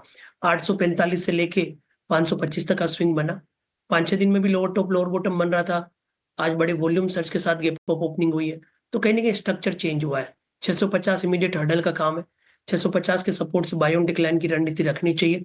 ऊपर में कहीं ना कहीं 700-725 तक के पोजिशनल टारगेट यहाँ पे दिखने चाहिए। ठीक है, तो नजरिया पॉजिटिव 725 तक के लेवल सीसीएल प्रोडक्ट्स पर नजर आ सकते हैं। नतीजों के बाद स्टॉक में अच्छा खासा अपमूव आज के सत्र में दिखा है। लेकिन इसके अलावा भी कई सारे स्टॉक्स जो आज फोकस में है। फर्टिलाइजर सेक्टर पर हमने चर्चा की थी। ओपनिंग के बाद हमारे मेहमानों ने भी वहां पर नजरिया पॉजिटिव दिया। चंबल फर्टिलाइजर 2.5% ऊपर। कई सारे फर्टिलाइजर सेक्टर के स्टॉक्स तेजी के साथ कारोबार करते हुए, लेकिन ब्लू डार्ट इस स्टॉक पर नजर डालते हैं 2% ऊपर 6,600 के आसपास कारोबार करता हुआ। सचिन, ब्लू डार्ट क्या राय होगी इस स्टॉक पर? आशीष जी, लोअर साइड से एक रिकवरी मूव तो स्टॉक के अंदर दिखाई दे रहा है। पिछले 2 से 3 ट्रेडिंग सेशन से अगर हम देखें तो करीब 6150 के आसपास के एक इमीडिएट बेस बनाने के बाद में स्टॉक के अंदर रिकवरी मूव आया है। एक इमीडिएट ब्रेकआउट लेवल अभी भी स्टॉक के अंदर पेंडिंग है और मुझे लगता है उस ब्रेकआउट का वेट करना चाहिए। वो लेवल रहेगा 6680 का। तो 6680 ये लेवल जैसे स्टॉक ब्रेक करता है, पॉसिबली अपसाइड मोमेंटम करीब 6900 तक कंटिन्यू होता हुआ नजर आ सकता है। सो बाइंग की सलाह रहेगी 6680 के ऊपर ही, ब्रेकआउट के ऊपर, और 6900 के टारगेट के लिए इनकेस कोई बाइंग लेता है तो लोअर साइड में एक स्टॉप लॉस का ध्यान रखना है। स्टॉप लॉस रहेगा 6480 का। डन।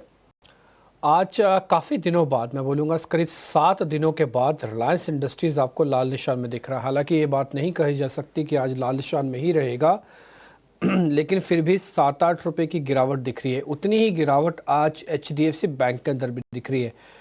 इन दोनों काउंटर्स का वीक होना ज़रूरी है अगर फॉल आता है तो। अगर फॉल की रिक्वायरमेंट है या फिर नीचे के लेवल्स आपको चाहिए तो इन दोनों काउंटर्स का वीक होना ज़रूरी है। अगर ये दोनों खड़े रह गए तो फिर बाज़ार को बहुत ज़्यादा तक नीचे नहीं लेके आया जा सकता। स्पेशली रिलायंस इंडस्ट्रीज़ जो पिछले 6-7 दिन से चल रहा था, हमने आपको नोटिस भी कराया था 1300 से पहले भी। एक बार चंदन सर, आपकी रिकमेंडेशन, इन दोनों में क्रैक आ सकते हैं क्या सर? HDFC बैंक में या रिलायंस में? ये दोनों गए तो फिर बाजार को थोड़ा अच्छा ठीक ठाक मतलब लेवल्स मिल जाएंगे एंट्री करने के। अब देखिए, बैंक निफ्टी थोड़ा सा अंडर परफॉर्म कर रहा है और सेलेक्टिव बैंकिंग काउंटर है वो थोड़ा सा ऊपर के लेवल से मुनाफा वसूली दिखा रहे हैं। स्ट्रक्चर चेंज नहीं हुआ है बट कंसोलिडेशन हो रहा है, लॉन्ग लिक्विडेशन हो रहा है, चाहे आप ICICI बैंक या एक्सिस बैंक की बात करें।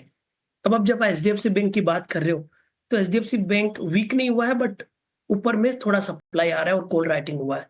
कल के दिन 1950 का हाई बना है, आज गैप डाउन ओपनिंग के बाद कंसोलिडेट हो रहा है। डेटा सेटअप की मैं बात करूं 1900 की पुट में राइटिंग है, बट अगेन 1900 जाता है तो भी 1% का डिक्लाइन भी हो जाता है, तो अटक जरूर रहा है।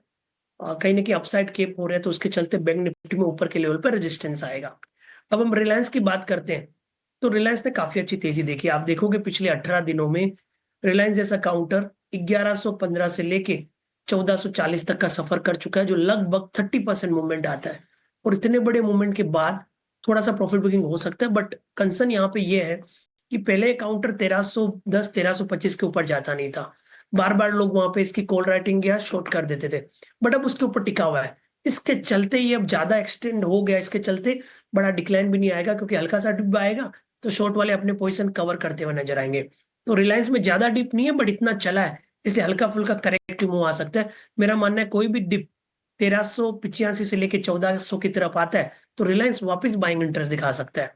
तो इस पूरे सेटअप को यदि हम कंबाइन करके बात करें, रिलायंस, HDFC बैंक या निफ्टी, तो हल्के से डिप आके वापस बाइंग इंटरेस्ट बनना चाहिए। तो कहीं ना कहीं बाय ऑन डिक्लाइन और पॉजिटिव टू रेंज बाउंड बायस सब मिला के नजर आ रहा है दोनों हेवीवेट्स काउंटर के मूव और बिहेवियर को समझकर। ओके, ठीक है सर, बहुत अच्छे से आपने बता दिया सर दोनों शेयर्स का नेचर, कैसे काम करना है, क्या इसके बारे में बोलना, सोचना, लिखना, पढ़ना कैसे है, ये सब कुछ आपने बहुत अच्छे से बताया। अब मैं एक और अपने मार्केट एनालिस्ट को जोड़ लेता हूँ अपने साथ। यस सिक्योरिटी से लक्ष्मीकांत शुक्ला फोन लाइन से हमारे साथ जुड़ रहे हैं ताकि एक आपको ऑप्शंस का ट्रेड वो बता पाए। लेके आइए ऑप्शंस का चैंपियन।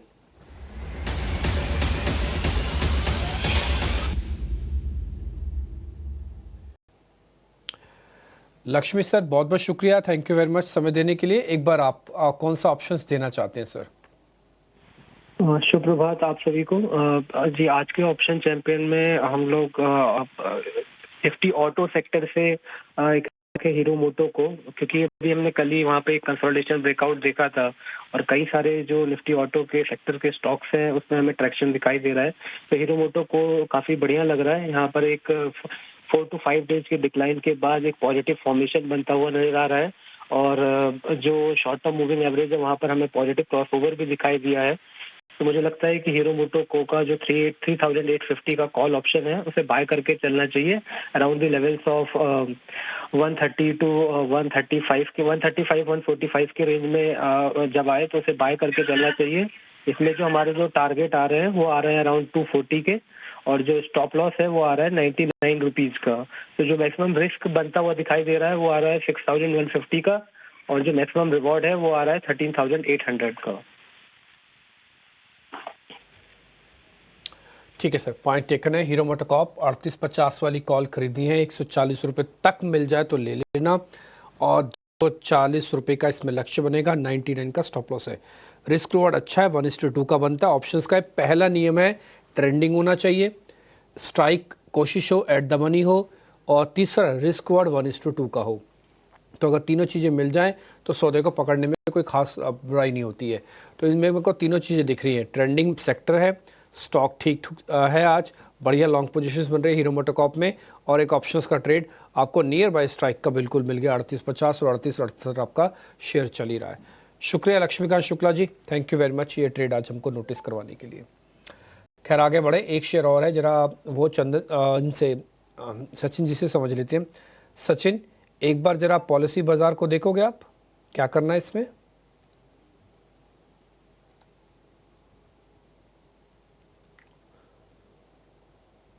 मुझे लगता है थोड़ा सा एक कंसोलिडेशन में है, एक साइडवेज मोमेंटम अभी के लिए कंटिन्यू कर रहा है स्टॉक एंड डीपी की ब्रेकआउट लेवल करीब 680 में कंसीडर करके चल रहा हूँ। वो लेवल्स अगर ब्रेक होते हैं तो फिर पॉसिबली एक अपमूव कंटिन्यू होता हुआ नजर आ सकता है करीब 1720 1730 तक के लिए।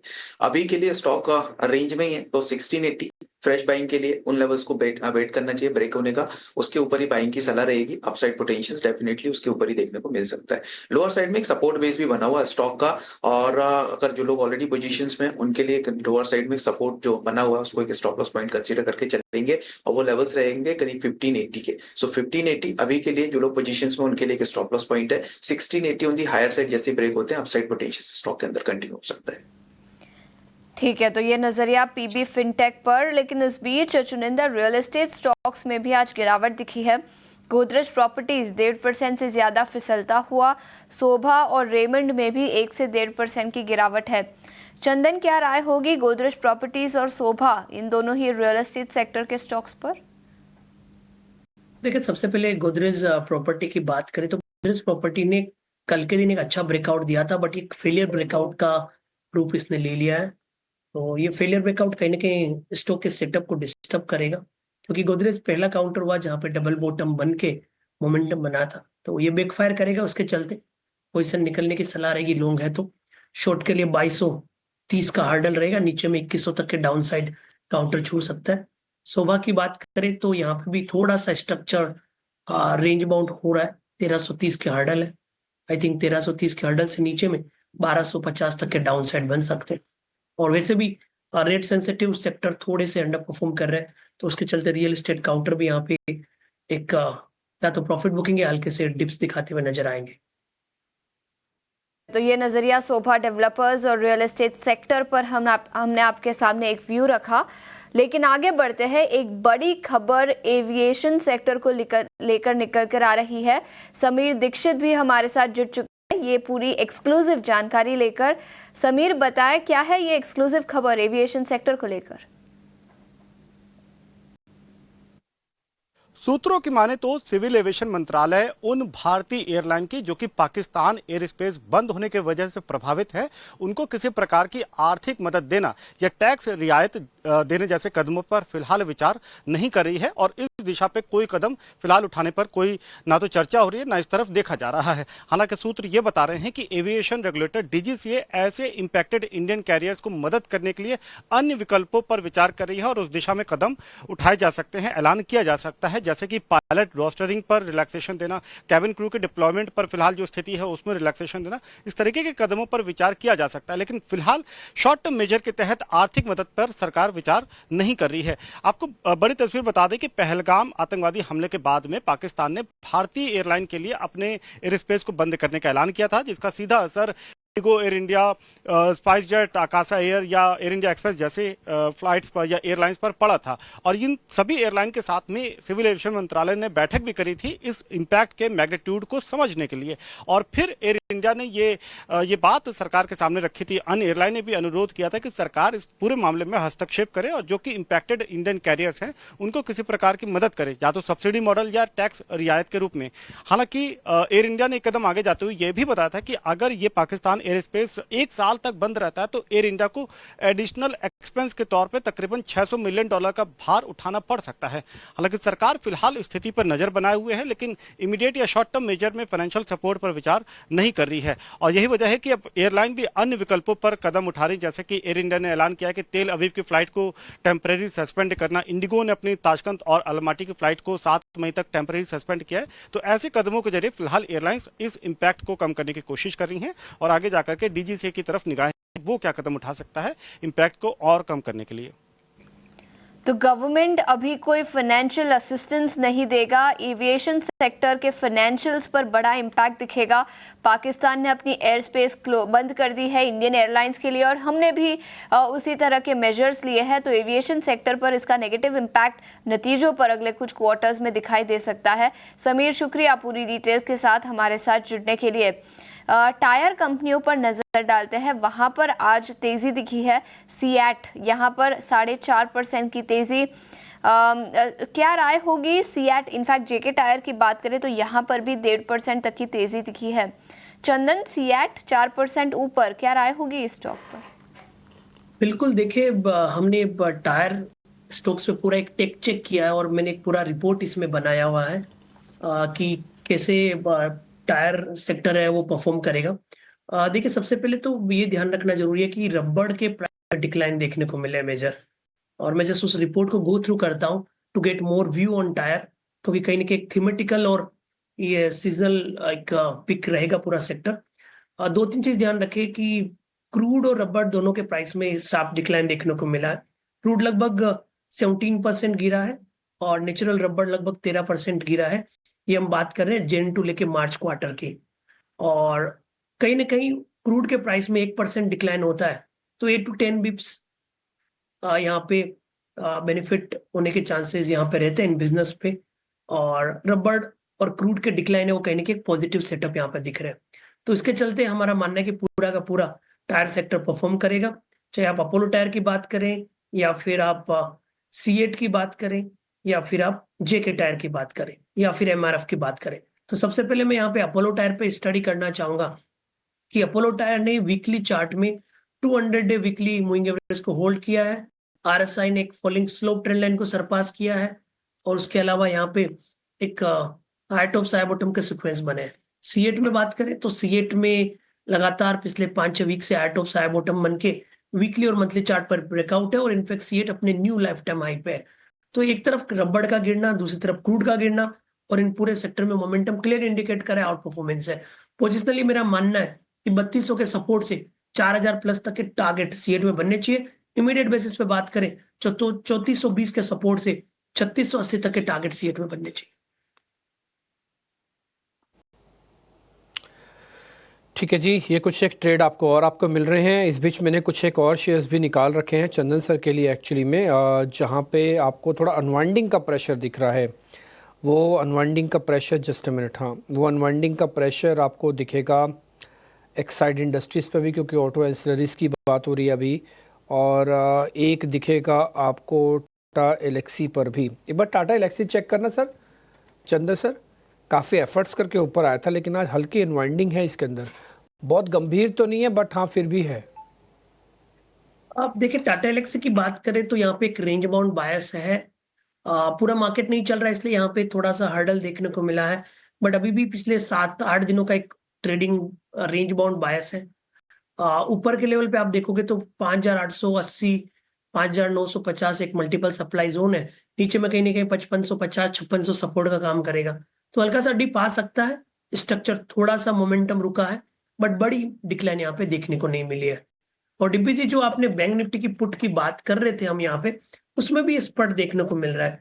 और मैं देख रहा हूँ जो 54,000 की पुट अपने बात की थी, लगभग 600 के आसपास पुट में स्पर्ट देखने को मिल रहा है। लगभग 655, 660 के आसपास वो पुट चल रही है। तो सिलेक्टिव काउंटर पे आप अवॉइड कीजिए, हल्का सा बेरिश व्यू इस बाजार में वापस एडवांस डिक्लाइन रेशियो पे ध्यान रखें, और चुनिंदा काउंटर ये है जहां पे तेजी देखने को मिल रही है। नहीं सर, मैं देख रहा हूँ 655 का भी रेट आया और मैंने उसको डेली चार्ट पे भी देखा, हालांकि देखना नहीं चाहिए डेली पर, बट मेरे को लग रहा है कि यहाँ से मूवमेंट काफ़ी स्ट्रांग भी आ सकता है। जो आपने टारगेट दिए हैं 850 के, मेरे को लगता है वो आ भी जाएंगे। 450 का स्टॉप है। आप जल्दी जल्दी ट्रेल मत करना, रखो उतना स्टॉप लॉस, एवरेज भी मत करना, वॉल्यूम भी मत बढ़ाना। जो ले लिया सो ले लिया और वेट करो थोड़ा झटका लगने की। मेरे को लग रहा है निफ्टी का एक बार 24,400 जाते ही बैंक निफ्टी को भी करंट लगेगा नीचे का। तो फिलहाल भी निफ्टी के ब्रेकडाउन की वेट हो रही है और वो 24,400 के साथ ही हो सकता है। तो फिलहाल देखते हैं क्या होता है। 50 पॉइंट की गिरावट के साथ अभी निफ्टी भी नीचे है और ये पुट आपको हमने टाइमली थोड़ा नोटिस कराई चंदन सर ने इनफैक्ट, और आपको आपके काफ़ी काम आ रही है। 250 अंकों की गिरावट के साथ निफ्टी बैंक इस समय डेज लो ये भी टेस्ट कर रहा है। एनी हाउ, अब एक दो शेयर और ज़रा चेक करवा लेते हैं। एक्चुअली मेरे पास ना शेयर्स ज़्यादा है नहीं और मैं मार्केट्स में तेज़ी खेलना नहीं चाहता। मंदी का भी पूरा कंफर्मेशन नहीं आया, इसलिए थोड़ा मुश्किल हो रहा है बहुत ही फाइंड आउट करने में कि कौन कौन सी चीज़ों को पकड़ा जाए। यूनाइटेड स्पिरिट्स छोड़ देते हैं, चलो चेक कराता हूँ। यूनाइटेड स्पिरिट्स सर देखना एक बार, चंदन सर आप ही चेक कीजिएगा, आप इसको काफ़ी ट्रैक भी करते हो। प्राइस एक्शन नहीं है, वॉल्यूम एक्शन भी उतना नहीं है, लेकिन पक्का सपोर्ट है। ये पार्टिसिपेट नहीं करता सर वीकनेस में। आपने बिल्कुल सही कहा, ऐसे ही काउंटर सेलेक्ट करने चाहिए। जब मार्केट गिरता है तब गिरते नहीं है, बट मार्केट चलता है तो रिकवरी के मोड में आ जाते हैं। तो आई थिंक यूनाइटेड स्पिरिट भी यही है, और हाई स्पिरिट यहाँ पे जब भी डिप आता है वापस मोमेंटम में बन जाता है। तो मेरा ऐसा मानना है 1525 मेजर सपोर्ट का काम करेगा। मौजूदा लेवल पे लेना चाहिए नहीं, डिप आए तभी लेना चाहिए, क्योंकि मोमेंटम नहीं है काउंटर में। स्ट्रेंथ जरूर है, मोमेंटम में आपको बताना चाहूंगा पिछले 7 दिन से आरएसआई एकदम फ्लैटिश हो चुका है। मतलब रिलेटिव स्ट्रेंथ नहीं है, भाव होल्ड कर रहा है बट भी भाव ताकत नहीं बता रहा है, बड़ा ब्रेकआउट दे देगा। तो इसके चलते बाय ऑन डिक्लाइन या रेंज बाउंड बायस खेले। 1525 से लेके आपको 1600 का दायरा प्ले करना पड़ेगा। अभी upper band of the trading range है, इसके लिए डिप आने दीजिए। मेरे हिसाब से 1540, 45 का जोन आता है, वहां पे आता है तो लोअर बैंड का सपोर्ट लगा के ऊपर के टारगेट के लिए आप प्ले कर सकते हो।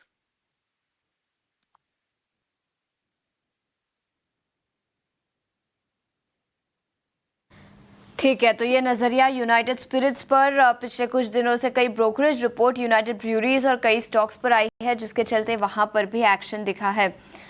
लेकिन इस बीच कुछ और सेक्टर्स पर नज़र डालते हैं। पीएसयू बैंकिंग स्टॉक्स में आज गिरावट दिखी है। इनफैक्ट सभी कॉन्स्टिट्यूएंट्स पीएसयू बैंकिंग इंडेक्स के आज लाल निशान में कारोबार करते हुए। और कुछ इंडिविजुअल स्टॉक्स की बात करें तो बैंक ऑफ इंडिया 2.5% नीचे, union bank, Punjab national bank, Canara bank, सभी स्टॉक्स में 1.5 से 2.5% की गिरावट दिखी है। ओपनिंग में जितनी भी तेजी दिखी थी वो सब रिवर्स होती हुई नजर आई। निफ्टी अब करीब 60 अंकों की गिरावट के साथ 24,400 के आसपास कारोबार करता हुआ। चंदन, पीएसयू बैंकिंग स्टॉक्स पर आपकी क्या राय होगी? Bank of India, union bank, 2 से 2.5% की गिरावट यहाँ पर दिखी है।